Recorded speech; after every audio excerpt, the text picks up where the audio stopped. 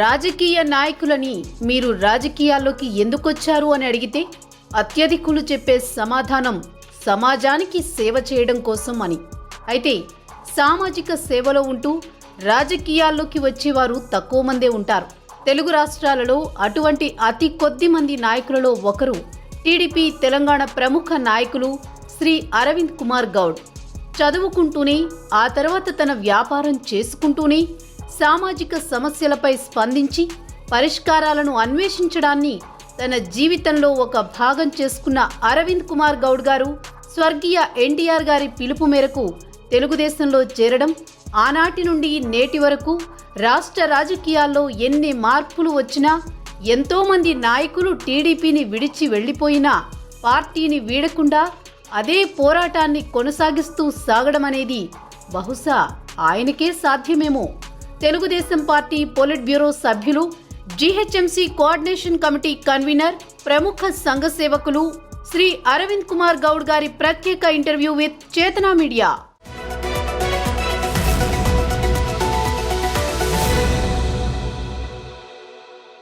Hi friends, Telugu Desam party జాతీయ పార్టీగా ఉంది. అటు ఆంధ్రప్రదేశ్, ఇటు తెలంగాణ.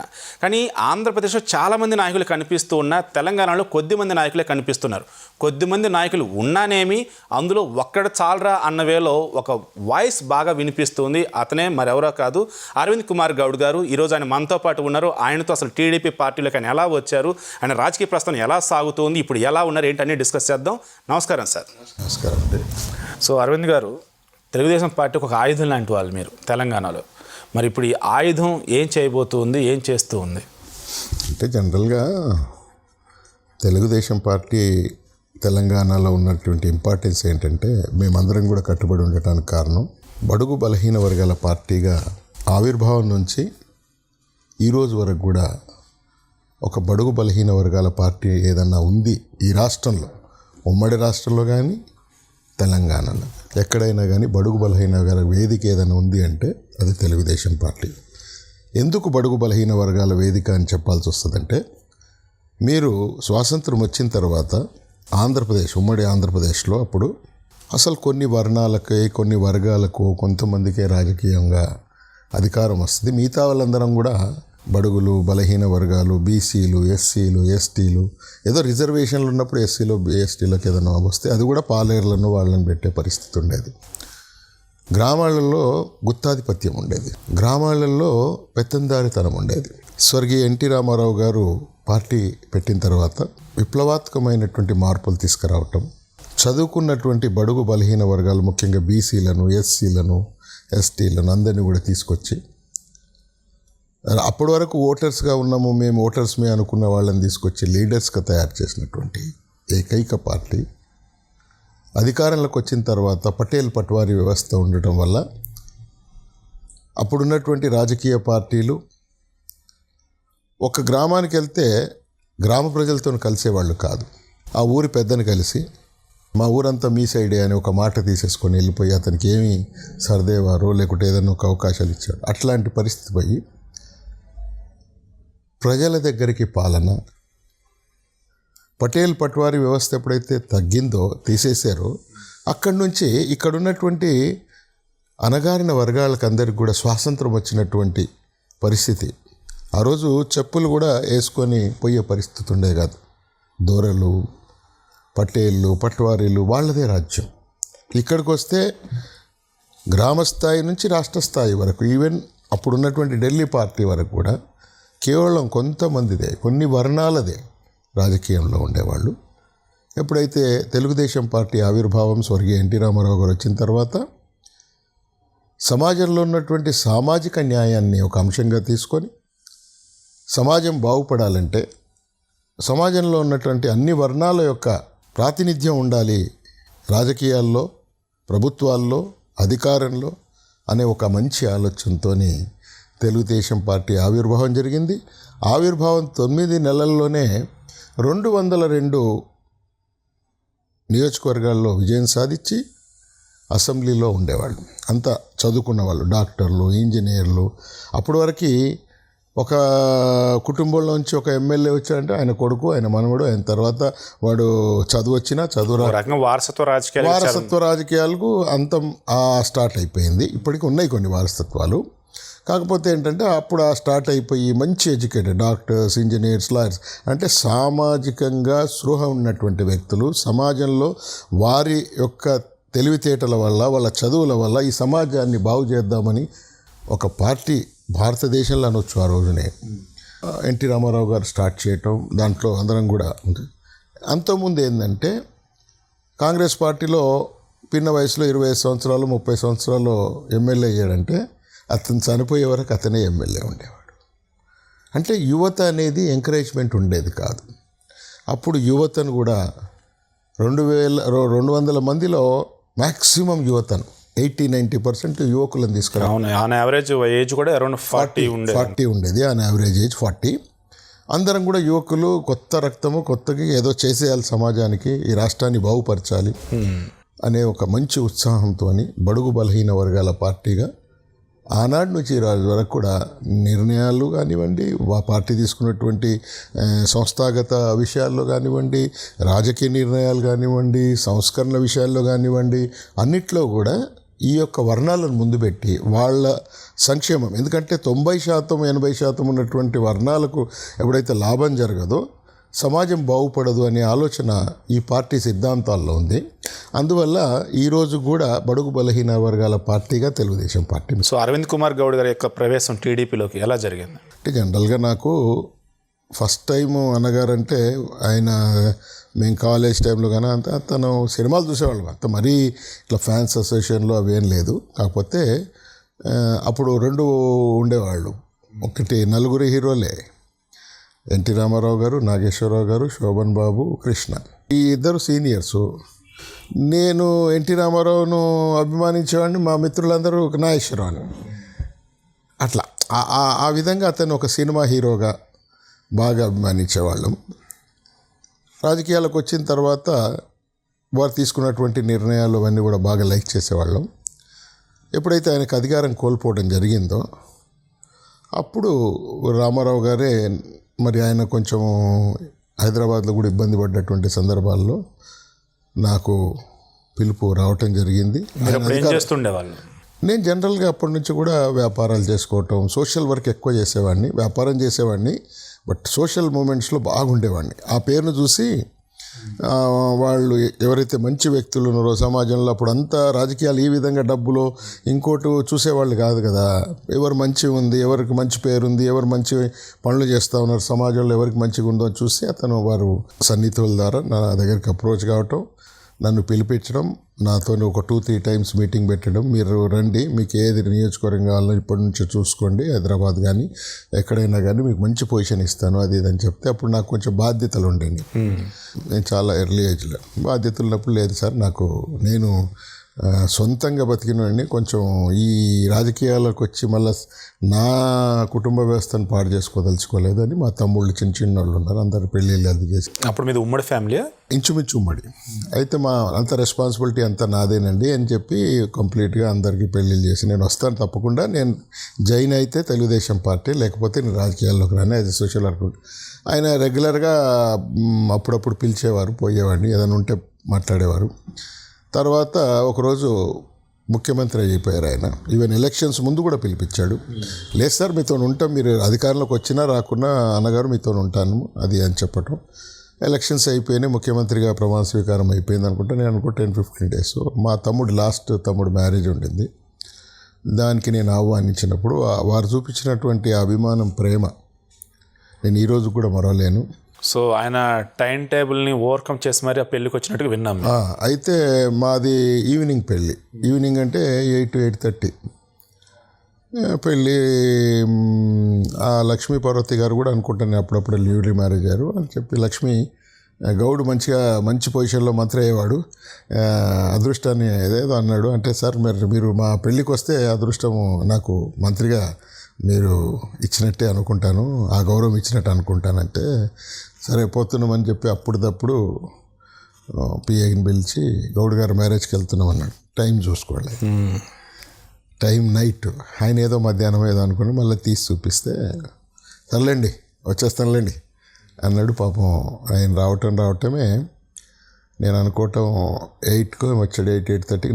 1 అవర్ 1.5 అవర్ అందరూ అసలు పోలీస్ డీజీపీ వాళ్ళందరూ సన్నేపారు. ఏంటి అసలు 9 o'clock 8 o'clock బయటికి వెళ్ళాడు ఆయన, 9 o'clock 9:30కి పడుకుంటాడు, 9:30 10 అయిపోతుంది అని. అంటే సరే ఆయన చూపించినటువంటి అభిమానంతో అక్కడే ఆయనతో కంటిన్యూ కావటం జరిగింది. తర్వాత క్రైసిస్ వచ్చింది పార్టీలో. క్రైసిస్ వచ్చినా ఆయన మీద ఉన్నటువంటి అభిమానం ప్రేమతోని నాకు చంద్రబాబు నాయుడు గారు అన్న మా తాతగారు పార్టీలో ఉండేవారు, నారాయణ గౌడ్ అని, దేవేందర్ గౌడ్ వాళ్ళ పిల్లనిచ్చిన మామ, మేనమామ, మాకు తాత. సో దేవేంద్ర గౌడ్ గారు మీకు సొంత మేనమామ? నాకు సొంత మేనమామ. అయితే ఆయన చెప్పేవాడు చంద్రబాబు నాయుడు అసలు ఎంత హార్డ్ వర్క్ చేస్తాడు. మేము చిన్నగా ఉన్నాం అప్పుడు. అక్కడ గండిపేటలో కూర్చొని చాప మీద కూర్చొని ఎన్టీ రామారావు అల్లుడైన జనరల్ సెక్రటరీగా గ్రామాన్ని అసలు ఆయన సిస్టము, ఆయన అసలు హార్డ్ వర్క్ పొద్దున వచ్చిందంటే రాత్రి వరకు ఆయన మీద ఒక మంచి అప్పటి నుంచి అభిమానం చంద్రబాబు అంటే. నేను సోషల్ వర్కర్ ఉండగా ఈయన మంత్రి ఉన్నాడు ఫస్ట్ టర్మ్లో. మంత్రి ఉన్నప్పుడు మా ఏరియాలో ఒక 2-3 దగ్గరికి వచ్చారు, వారికి గుర్తుందో లేదో కానీ నాకు దగ్గరికి తీసుకొని నన్ను కూడా ఫోటో దిగి, ఈయన మంత్రి, ఆర్థిక మంత్రి, రెవెన్యూ మంత్రి, ఈ 2 మంత్రులు ఉన్నట్టున్నాడు ఆయన. అట్లా ఆయన నాకు ఒక సాఫ్ట్ అంటే ఇష్టం. అరే ఇతను మంచి అడ్మినిస్ట్రేటరు, మంచి హార్డ్ వర్కర్ అని. అప్పుడు అడ్మినిస్ట్రేషన్ అంతా మనకు ఐడియా లేదు. హార్డ్ వర్కరు, పార్టీకి మూల స్తంభమై నిలబడ్డాడు. ఇంకోటి ఏంటంటే చంద్రబాబు నాయుడు గారి మీద ఏముండేదంటే అతన్ని నమ్ముకున్న వాళ్ళని చాలా జాగ్రత్తగా చూస్తాడు, వాళ్ళకి అన్ని విధాలు కూడా తనై నిలబడతాడు అనేది. అప్పుడు 2 వర్గాలు ఉంటాయి కదా, ఇతని వర్గంలో చాలా మంచిగా చూసుకుంటాడు వాళ్ళని, వాళ్ళ వర్గాన్ని బాగా చూసుకుంటాడు. ఇంకో వర్గం ఎవరు? ఇంకో వర్గం మీకు తెలియదు ఏముంది, వెంకటేశ్వరరావు గారు కదా. అయితే ఈయన మీద నాకు అభిప్రాయం ఉంది. ఈయన కార్యకర్తలను, తనున్నటువంటి నాయకత్వాన్ని బాగా దగ్గర అట్లా soft corner. But NT Ramarao గారితో మీద ఉన్న ప్రేమతోనే ఆయనతోనే ఉండిపోవడం జరిగింది. కొన్ని ఇబ్బందులు కూడా పడ్డ తర్వాత ఇక ఆయన ఎప్పుడైతే ఇదైపోయాడో పార్టీని కాపాడుకోవాలి కాబట్టి నాకు కూడా మంచి గౌరవం. అసలు ఆర్గనైజింగ్ సెక్రటరీ అని ఒకటే పదవులు ఉండేవి నాకు, ప్రణయ్కి, తర్వాత పరిటాల, ఒక ఈక్వల్ స్థానం. అప్పటిదాకా మంత్రులు చేసిన వాళ్ళతో సమానంగా చూసేవాడు. తర్వాత ఆయన డైరీలో నేను టాప్ మోస్ట్ లిస్ట్లో ఉండేవాడినట. అంటే పక్క వాళ్ళు చెప్తారు కదా, గౌడ్ గారు మీరు టాప్ మోస్ట్ లిస్ట్. అసలు నేను అనుకుంటే ఆయన బతుకున్నాను సార్లు 15-20 టైమ్స్ నన్ను కాగిలించుకుండొచ్చు. అసలు ఆయన ముట్టుకోవటానికే తాపత్రయపడేవాళ్ళు చాలామంది. అంత ప్రయారిటీ అరవింద్ కుమార్ గౌడ్కి ఎలా ఇచ్చే ఆ ప్రయారిటీ చూసి నేనే స్టన్ అయ్యేవాడిని. అంటే వారిది చాలా ఒక దేవుడి గుణం అనమాట. అది చిన్నపిల్లోడి మనస్తత్వం. మీరు పెద్ద గార్లైన్ తీసుకుపోయి బయట డప్పులు కొట్టి వేసేస్తే ఆనందపడిపోయాడు. అంటే అంత మంచితనం ఉండేది ఆయనలో. అసలు ఆయనకు ఏ కల్మషము నేనైతే చూడలేదు. అంత గొప్ప మనసు ఉన్నవాడు, మంచి వ్యక్తిత్వం ఉన్నవాడు, కష్టపడే వాళ్ళని గుర్తించేవాడు. అట్లా నాకున్న పేరు, నాకున్న బ్యాక్గ్రౌండ్ మరి ఎవరో ఫీడ్ చేసి ఉంటారు. సో మీరు మొదటి నుంచి కూడా భాగ్యనగర్ వాసే? నేను భాగ్యనగర్ వాసినే. భాగ్యనగరంలో అంతటా కూడా ఈవెన్ మా బీసీలలో గీసీలలో అప్పటికే బాగా వర్క్ చేస్తున్నాయి. అంటే ఏమేం చేస్తుండేవాళ్ళు అప్పట్లో మీరు? సోషల్ సర్వీస్ అంటే ఇప్పుడైతే ఒక ట్రస్ట్ ఉండగానే దానికంటూ ఫండ్స్ వచ్చేవి మొత్తం. అప్పుడు మీకు అసలు ఎలా వచ్చాయి? అట్లా ట్రస్ట్లో ఏం పెట్టుకోలేదు. నేను సంపాదించి అప్పుడు ఏంటంటే హైదరాబాద్లో గొడవలు అయ్యేవి అప్పుడు. అవును. ఆ గొడవలలో ఈ ఇరు మతస్థులను కాంప్రమైజ్లు చేయటం కానీ, అక్కడ ఈ ఊరేగింపులు, బోనాల ఊరేగింపు వస్తే ముస్లిమ్స్తో వేదికలు వేయించడం, ముస్లింల మిలాదున్నబీ అని వస్తుంది, అది ఆ ఊరేగింపులు చేయటం, లేకపోతే అక్కడ కొట్టుకోవటాలు, చావటాలు ఉండేవి. అవన్నీ కూడా మనం బాగా వర్కౌట్ చేస్తే ఆ ప్రాంతం అసలు ఎంత గొడవలైనా నేను అట్లాంటి వాళ్ళంతా కూడా ఎవరు లేరు. నేను మామూలుని, నేను కాలేజ్ నుంచి బయటకు వచ్చి ఇవన్నీ చూసి నాకు మా ఇంటి చుట్టుపక్కల అక్కడ కొంచెం నేను అక్కడ ఉండేవాడిని. చుట్టుపక్కల వాళ్ళు రిక్షా పుల్లర్స్. నేను ఓల్డ్ సిటీలో ఉండేవాడిని. అక్కడ చూసేసిన తర్వాత వాళ్ళు 3 రోజులు అన్నాలు తినకుండా ఉండేవాళ్ళు. వాళ్ళకి ఏదో మనతో అయిన కాడికి పాకెట్ మనీ లేకుంటే మన అడిగి ఏదో సాయం స్టార్ట్ అయిపోయింది. ఆ రమిజాబీ కేసు అయింది అప్పుడు. అవన్నీ చూసుకొని సాయం స్టార్ట్. అట్లా నేను గుళ్ళు కట్టించడం, సాయిబాబా గుడి కట్టించాను చాలా దగ్గరలో. కట్టించినప్పుడు అంటే నేను ముందు ఆర్గనైజర్గా ఉండి నేను కొంచెం డబ్బు ఇచ్చి అందరితో వేయించేది అట్లా చేసి. మీకు డబ్బులు ఎలా కష్టపడేవాళ్ళమండి.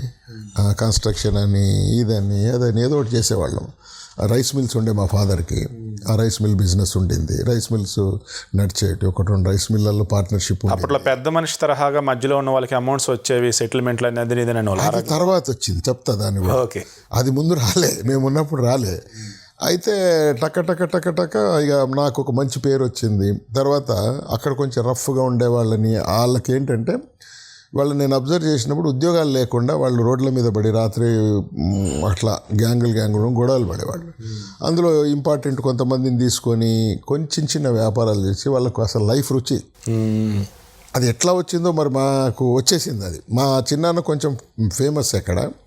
మా నాన్న చాలా ఒక హెడ్ మాస్టర్గా ఉండేవాడు, కొంచెం వ్యాపారం కూడా చేసుకునేవాడు రైస్ మిల్స్లో. మాకు అట్లా వాళ్ళని అందరినీ నేను కొంచెం సంస్కరించడం స్టార్ట్ అయింది. సంస్కరించి 1-2-4 మంచి పొజిషన్కి వచ్చేసారు. వాళ్ళు వచ్చే వరకు అందరూ అట్రాక్ట్ అయ్యారు నాకు. అంటే ఇంకోటి ఏంది, ఈ వీడి వల్ల ఎవరైతే ఇబ్బందులు పడేవాళ్ళు కొన్ని వందల ఏరియాలలో, ఎవరబ్బా ఇన్ని బాగా చేసినోడు అంటే వాళ్ళందరూ నాకు ఫేవర్ అయ్యారు. ఒక బస్తీ ఉందనుకోండి, బస్తీలో ఒకడు చెడు వ్యక్తి ఇబ్బంది పెడుతుంటే ఒకడాడు ఇబ్బందులు పోయి వాడు మంచి వ్యక్తిగా మారిండు అనుకోండి, ఆ జనం అంతా అట్లా నాకు ఒక పాపులారిటీ పెరిగింది. టోటల్ హైదరాబాద్ సికింద్రాబాద్ ఎక్కడికి పోయినా కానీ మనకు ఒక ఆదరణ.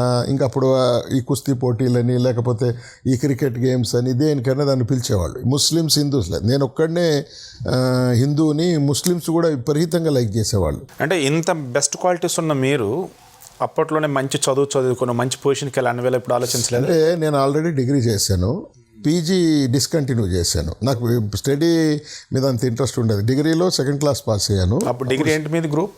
బీకామ్. ఓకే. బీకామ్ పాస్ అయ్యాను. ఎల్ఎల్బి చేద్దాం అనుకున్నాను. ఎల్ఎల్బి అయితే మా ఫాదర్ వాళ్ళు కొంచెం చనిపోయాడు. అదంతా నాకు పీజీ ఏది డిస్కంటిన్యూ చేశారు? డిస్కంటిన్యూ అంటే స్టార్టింగే డిస్కంటిన్యూ అయిపోయింది. ఇక ఇక్కడ ఫ్యామిలీ బర్డన్స్ వచ్చాయి, ఇంకా అది చేసేసి మా నాన్న చిన్న వ్యాపారాలు, రైస్ మిల్ వ్యాపారం అది ఇది ఉండే, కొంచెం చిట్ ఫండ్ అది ఇది ఉండే, అదంతా చేసుకుంటూ. అంటే నేను మా తమ్ముడికి నాకు 18-20 సంవత్సరాలు అంత గ్యాప్లో ఉన్నారు, చిన్నపిల్లలాగా. నేనే జాయిన్ చేసేవాళ్ళని స్కూల్లోకి, 2 చిన్నోళ్ళు. నా వెనకాల అయిన అబ్బాయి 13 ఏళ్ళు 12, అంటే చిన్నోళ్ళు అంతా. మా చిన్న పిల్లల్ని అందరినీ కూడా మనమే కొంచెం రెస్పాన్సిబిలిటీగా ఫీల్ అయ్యేవాడిని. అందుకని నేను ఎడ్యుకేషన్ మీద పోకుండా ఇట్లా బిజినెస్ మీదకి వచ్చేయటం. అప్పటికే మా నాన్న కొంచెం నాకు ట్రైనప్ చేయటం వల్ల నేను అందులోనే ఇన్వాల్వ్ అయిపోయి ఆ వచ్చే డబ్బులనే నేను కొంచెం చేసేవాడిని. అప్పుడు ఎవరు డబ్బులు ఖర్చు పెట్టేవాళ్ళు కాదు. నాకేందో మరి ఆ దేవుడిచ్చిన వరం ఏందో తెలియక ధైర్యం ఉండేది డబ్బులు ఖర్చు పెట్టడానికి. ఆ ధైర్యంతో నేను అంటే డబ్బులు ఖర్చు పెడతానికి ధైర్యం ఎప్పుడు వస్తుందంటే డబ్బులు మనకు వస్తాయన్న ధైర్యం ఉంటేనే వచ్చేది. వస్తాయని సంపాదిద్దాంలే అని 2 ఉంటుంది అందులో. ఇప్పుడు పర్మనెంట్ ఇన్కమ్ ఉంటేనే వస్తాయి అనుకుంటాం. సరే, అందులో కూడా ఖర్చు పెడితే రేపు ఎట్లా ఉంటుందో అని ఆలోచన వచ్చినోడు పెట్టలేడు. అది దేవుడిచ్చిన వరం అనుకుంటా నేను ఈ రోజు వరకు కూడా. ఆ ధైర్యం ఇచ్చాడు. అలాగే ఉంది మీ మైండ్. అదే మనస్తత్వం ఇక్కడ నేను అదే అనుకుంటా. ఏ పుణ్యమో ఇక్కడ వరకు లాక్కొచ్చింది.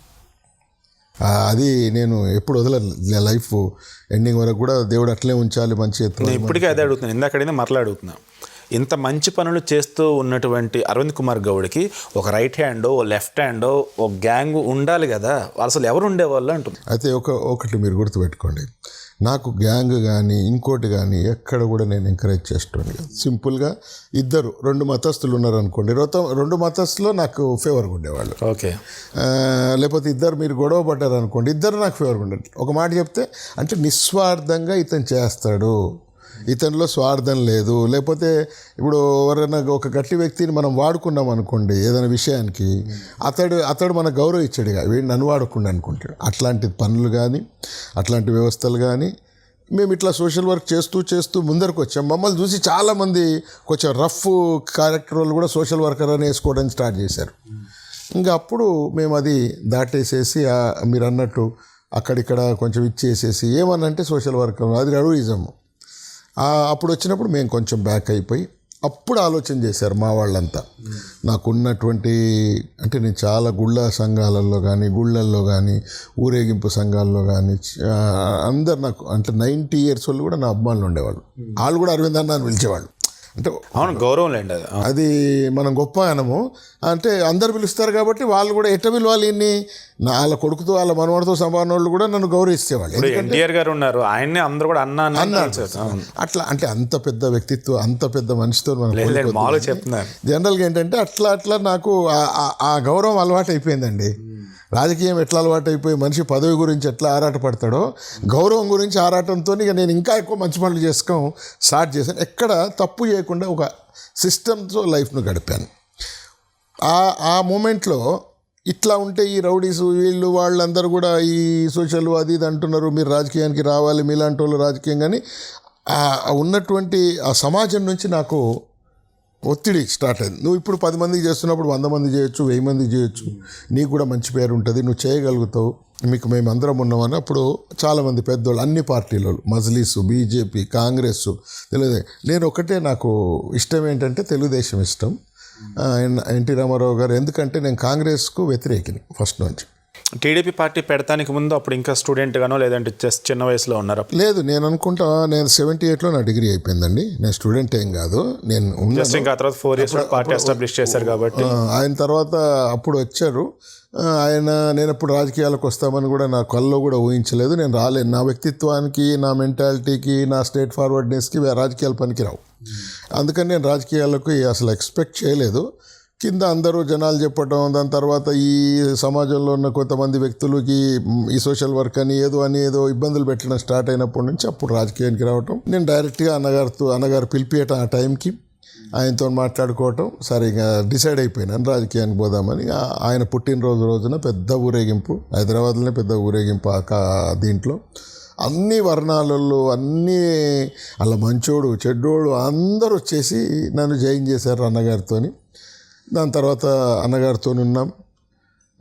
అది పార్టీలో సిటీ ఇమీడియట్గా నాకు రెస్పాన్స్ ఇవ్వటం. ఇప్పుడు ఇక్కడ ఉన్నటువంటి అప్పుడు ఉన్నటువంటి అందరూ కూడా నాకు అప్పుడు ఉన్నటువంటి మంత్రులు, సిటీ మంత్రులు కానీ, సిటీలో ఉన్నటువంటి ఎమ్మెల్యేలు కానీ తమ్ముళ్ళలాగా ఉండేవాళ్ళు. అదొక అదృష్టం నాకు. అంటే అప్పటికే నేను బాగా పాపులర్ అయి ఉన్నా. అంటే మీరు ఈ రకంగా పార్టీలో ఇంత ఉన్నత స్థానాన్ని వెళ్ళటం కావచ్చు, లేదంటే ఎన్టీ రామారావు గారు దగ్గర చంద్రబాబు గారి దాకా మొత్తం ఇంత అభిమానం చూరుకునడానికి కావచ్చు. ఈ దేవేంద్ర గౌడ్ గారు ఎక్కడన్నా ఏదన్నా చిన్న రీజన్ ఏమన్నా అయ్యారా ఆయన? అంటే దేవేందర్ గౌడ్తోనే ఎప్పుడు నేను పోలేదండి. కుటుంబం ఒకటైనా స్టైల్ వేరు. ఓకే, నా స్టైల్ వేరు, తన స్టైల్ వేరు. తనకు సాయం చేశాను చాలాసార్లు. ఆయన ఎమ్మెల్యే అయినప్పుడు కానీ, జెడ్పీ అయినప్పుడు కానీ, మా కుటుంబంలోంచి ఎవరో ఉండాలని చెప్పి సాయం చేశాం. కానీ ఇక్కడికి జాయిన్ అయిన తర్వాత ఫస్ట్ డే నేను చెప్పింది కూడా అంతే, నాకు ఇంకొకరితో సంబంధం లేదు.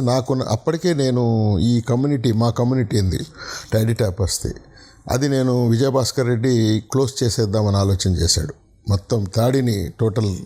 ఎందుకంటే కృష్ణమూర్తి గారితో ఉన్నటువంటి విభేదాల వల్ల వాళ్ళకున్న ఆర్థిక వనరులు ఏంటంటే ఇదని తెలిసి క్లోజ్ చేద్దామంటే అప్పుడు కొంచెం ఆయనను పోయి కన్విన్స్ చేసుకొని, ఆయన ముఖ్యమంత్రిగా ఉన్నాడు, చాలా ఉత్తముడు, చాలా మంచోడు విజయభాస్కర్. ఆయన పోయి కన్విన్స్ చేసి నిజాం గ్రౌండ్స్లో మళ్ళీ హరిహర కళాభవన్లో 2 మీటింగ్స్ నా అధ్యక్షత. నేను సోషల్ వర్కర్ని, కాంగ్రెస్ పార్టీతో సంబంధం లేదు నాకు. అప్పుడు డాక్టర్ శంకర్రావు గారు, తర్వాత కూడిపూడి ప్రభాకర్ గారు, రామరెడ్డి గారు ఉండే నాకు కొంచెం స్నేహితంగా ఉండేవాళ్ళు. నాకు శంకర్రావు గారు అయితే ఒక అన్నలాగా ఉండేవాడు, వెంకటస్వామి అల్లుడు, మంచోడు, అప్పుడు మంత్రిగా ఉండేవాడు. వాళ్ళందరితో కలిసి ఇట్లా మనోటి అట్లా 6 కట్కేలు ఉండే. తర్వాత చాలా కులాలతో, బీసీ కులాల్లో ఒక 5-6 కులాలకు ఇబ్బంది అయిద్దని చెప్పి అందరూ మనం రిప్రజెంటేషన్ నేను తీసుకుపోయేయటం. ఆయన అనుకోకుండా టోటల్గా అసలు అంతకుముందు కాంట్రాక్టర్లకు ఇచ్చేవాళ్ళు, కాంట్రాక్టర్ లేకుండా వాళ్ళు ఎవరైతే గీసుకుంటారో వాళ్ళకి ఇచ్చేటట్టు ఒక నిర్ణయం స్టేట్ వైడ్ చేయించగలిగినాం. అందులో మళ్ళీ ఒక పాపులారిటీ రావటం. బీసీ సంఘాలలో ఉన్నప్పుడు కొన్ని బీసీ సంఘాలకు ఉద్యమాల్లో నేను బాగా సహకరించేవాడిని. అట్లా బీసీలలో కూడా నాకు పాపులారిటీ వచ్చింది. బీసీలలో కానీ, ఎస్సీలలో కానీ. ఎస్సీలలో కూడా ఏంటంటే నేను ఆ బస్తీ సంఘాలకు వెళ్తున్నప్పుడు అక్కడ ఉండే వాళ్ళందరూ కూడా అంతకుముందు అంత క్లోజ్గా ఉండేవాళ్ళు కాదు. నేను చాలా క్లోజ్గా ఉండేవాడిని, అసలు వాళ్ళ ఇంట్లో వ్యక్తిలాగా ఉండేవాడిని. నాకు అసలు ఆ డిఫరెన్స్ కూడా అప్పుడు లేదు, ఇప్పుడు లేదు. అట్లా ఏమైపోయిందంటే ఇప్పుడు పెద్దగా వచ్చాడు, మనతో చాలా బాగున్నాడు, అసలు నీకేం లేదు అన్నప్పుడు ఆ పాపులారిటీ, ఆ మౌత్ ప్రపకండాతో ఇంకా పాపులారిటీ పెరగటం. దాని తర్వాత ఏమైపోయింది, ఎన్టీ రామారావు గారితో కలవటం, అది కూడా పెద్ద ఎక్స్పోజర్ వచ్చింది నాకు. అప్పుడు ఆయన ముఖ్యమంత్రి మన పెళ్ళికి రావటం అవన్నీతోని కొంచెం ఆ పాపులారిటీ పెరిగి సోషల్ వర్కర్గా వచ్చేసింది. ఇట్లా రాజకీయంగా ఎంటర్ అయ్యాం. అప్పుడు ఎప్పుడండి హైదరాబాద్లో తిరిగేవాళ్ళం. నేను ఒక సోషల్ వర్కర్ దిగిన, పీజేఆర్ ఏమో మంత్రిగా ఉండేవాడు, దత్తాత్రేయ గారు తిరిగేవాళ్ళు. అప్పుడు నరేందర్కి అప్పటికి కొంచెం డల్ అయ్యిండు. నరేందర్ గారు అక్కడ సైడ్ తిరిగాడు. మేము అన్ని ప్రోగ్రాంలలో మీకు ఇక్కడ రవీంద్ర భారతిలో, తర్వాత ఈ సంస్కృతి కార్యక్రమాలలో కూడా చాలా పాల్గొనేవాడిని. వాళ్ళకి ఎంతో అంతో అవార్డ్ ప్రోగ్రామ్స్లలో దాంట్లో దీంట్లో అట్లా. అప్పుడు ఎవరు వచ్చారు? సి నారాయణ రెడ్డి గారు, నాగేశ్వరరావు గారు, ఇట్లా ఈ వేదికలు నాకు. సో త్యాగరాయ గాన సభ అయినా, శ్రీకృష్ణ భాషాంతర నిలయం అయినా, రవీంద్ర భారతి అయినా, హరిగారి కళాభవన్ అరవింద్ గారు ఇటు ఇదయింది, ఇటు రాజకీయం అయింది, ఇటు అట్లా ఆ పాపులారిటీ ఒక్కరికి వచ్చారు అట్లా పెరిగిపోయి. సో ఇప్పుడు విషయాలకు వచ్చే ముందు ఒక్క విషయం అప్పటిది మాట్లాడదాము. మారియట్ హోటల్ ఇష్యూనే ఎప్పుడైనా సరే టీడీపీ చంద్రబాబు గారు ఎన్టీఆర్ గారు ఉన్నప్పుడు అదే అందరూ మాట్లాడుతూ ఉంటారు. మీరు స్ట్రైట్ ఫార్వర్డ్ మనిషి, స్వచ్ఛంద సేవా సంస్థలు ఇవన్నీ నడుపున్నారు. హైదరాబాద్ అంటే అరవింద్ కుమార్ గౌడ్ అనే పేరు తెచ్చుకున్న పర్సన్. ఆ రోజు అసలు మీరు ఎక్కడున్నారు, ఏం చేశారు? అంటే అన్నగారితో ఉన్నాం, హోటల్కి వెళ్ళాం. ఆయన కార్లోనే ఉన్నా, ఆయన వెహికల్లోనే ఉన్నా. ఆయన వెహికల్ ఉన్న ఆయన దిగిండు. అసలు అనుకోకుండా మమ్మల్ని పిలిచారండి. పిలిచి ఏం చెప్పలేదు మాకు, ఏం చెప్పలే, ఇడికి పోతున్నామని ఇట్లా చేస్తున్నాం ఏం చెప్పలే. సడన్గా రండి బ్రదర్ కూర్చోండి అన్నాడు. ఓకే, కూర్చున్నాం. ఆయన ఏం చెప్తే అది శాసనం కదా. కూర్చున్నాం. ఆయన డైరెక్ట్గా ఆమె ఈయన తీసుకుపోయిన కూడా ఏదో కొంచెం ఇండిసిప్లిన్ అయింది, మళ్ళీ వచ్చేసాం అంతే. సో ఆయనతోనే ఉన్నామండి. ఆయన చనిపోయారు. ఆయనతో ఉండండి కాదండి. ఇప్పుడు మీకు అప్పుడు చెప్తా, బాబు గారు మిమ్మల్ని అందరినీ ఇబ్బంది పెట్టేస్తాడు, అసలు చాలా ఇది అది అని చెప్పినా కానీ కొన్ని సందర్భాల్లో వాళ్ళ ఇంట్లోనే నైట్ 12 గంటల దాకా రామారావు గారి ఇంట్లోనే ఉండేవాళ్ళం మాట్లాడుకుంటూ. ఇప్పటికీ టీడీపీకి సంబంధించి ఎవరైనా వంక పెడతాం కావచ్చు, అసలు అది నిజమా అబద్ధం అన్న వేళ ఒక కన్ఫ్యూజన్ క్రియేట్ చేయడం కావచ్చు, ఒక హోటల్ రిలేటెడే చేస్తూ ఉంటారు. మీకు తెలిసిన జస్ట్ ఒక 1 minute కంక్లూడ్ చేయండి అసలు ఆ రోజు ఏం జరిగిందో. ఏం లేదండి, వెళ్ళారు లోపలికి వెళ్ళి ఏదో అరుపులు. ఇక్కడ వీళ్ళు ఏముంటుంది అంతా పోలీస్ అంతా అక్కడ ఉంది, ఏం జరగలేదు ఆడ. అంటే ఎవరెవరు బయటకు వచ్చినట్టున్నారు అంతే తప్పితే నాకు పెద్దగా ఇట్లా ఇండిసిప్లిన్ జరిగినట్టు ఏం నాకు అక్కడ కనిపించలేదు. ఇండిసిప్లిన్ అంటే అక్కడ ఉన్నారు, మధ్యలో ఒక 2 ఫర్లాంగ్ వరకు పోలీసు వాళ్ళే ఉన్నారు. ఇక్కడ ఈయనేమో పైన ఉన్నాడు, ఎవరు అన్నగారేమో వెహికల్ పైన ఉన్నారు, వెహికల్ తీసుకొని పోయినాను. చైతన్య ఆయన పైన ఉన్నారు, ఆవిడ కూడా పైనే ఉంది.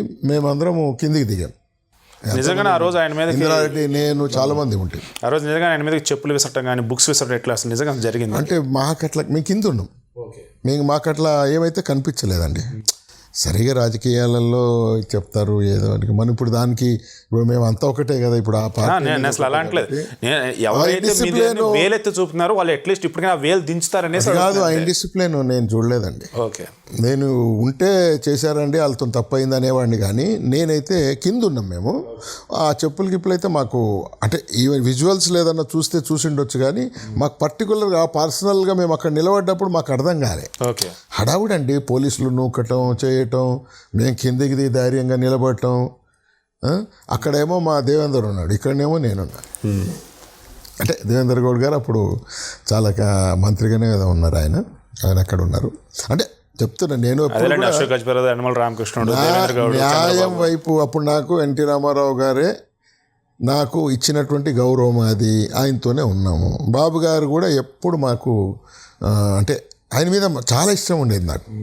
అదేలేండి, ఇప్పుడు కూడా పార్టీలోని సీనియర్ కూడా అదే ఒకటే చెప్తూ ఉంటారు. ఆ రోజు ఆయన ఎక్కడ కూడా తప్పు అనేది చేయలేదు, పార్టీ కోసం ఏదైనా ఒక అడుగేస్తే వేసాడు తప్ప వేరే లేదని ఇప్పటికీ చెప్తుంటారు చంద్రబాబు. అంటే నేను ఒక మాట చెప్పగలుగుతాను మీకు, ఈరోజు నాకు పార్టీ వల్ల కొంచెం నష్టం జరిగింది. అంటే ఏ నష్టం జరిగింది? అసలు నా స్థాయి ఇది కాదు. ఓకే, నాకు ఎన్నో అవకాశాలు ఉండేటివి.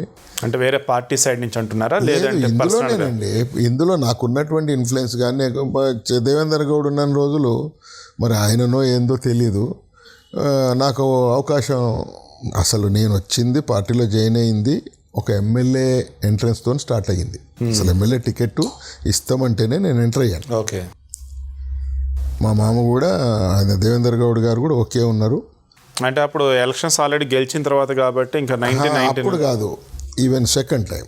ఓకే, అంటే ఇక ఆయన చనిపోయిన తర్వాత అంతవరకు మేమేం ఎక్స్పెక్ట్ చేయలేదు. పార్లమెంటు ఒకసారి వచ్చింది. నాకు ఈ మన బాబు గారి దగ్గర నుంచి మా శ్రీనివాస్ యాదవ్ గారు వాళ్ళందరూ కూడా రావటం, మీరు రండి నిలబడమని, ఎంపీగా నిలబడంటే నేను అన్నగారిని అప్పుడే పోయాడు అనుకుంటా, రాలేదు. తర్వాత జాయిన్ అవుతాను నేను, ఎందుకంటే ఇక పార్టీ అంటే అదే కదా, ఆయన్నే కదా, కాబట్టి జాయిన్ అవుతామని అనుకున్నాము. అయితే నేను ఇప్పుడు ఒక మాట మాత్రం, నాకు చాలా నష్టాలు జరిగేది తెలుగుదేశం పార్టీలో. బాగా నష్టం జరిగినటువంటి వ్యక్తి, కార్యకర్త నుంచి, మా గ్రామ కార్యకర్త నుంచి 2 రాష్ట్రాల్లో ఇక్కడ వరకు నన్ను గుర్తు చేసుకుంటారు. నేను ఒక లాయల్గా ఆయన ఇచ్చినా ఇయ్యకున్నా, ఆయన చూసినా చూడకున్నా, ఆయన ఆపద సమయంలో ఈరోజు ఘంటాపదంగా చెప్తా, తెలుగుదేశం ఏ ఆపదలన్నింటిలో నేను ముందున్నా, ధైర్యంగా ఉన్నా. సో దానివల్ల ఎక్కువ ఇబ్బందులు ఎదురైనాయి మీకు? అట్లేం కాదు. బాబు గారు లేకపోతే ఈరోజు తెలుగుదేశం కార్యకర్తలు కానీ తెలుగుదేశం పార్టీ ఉండేది కాదు.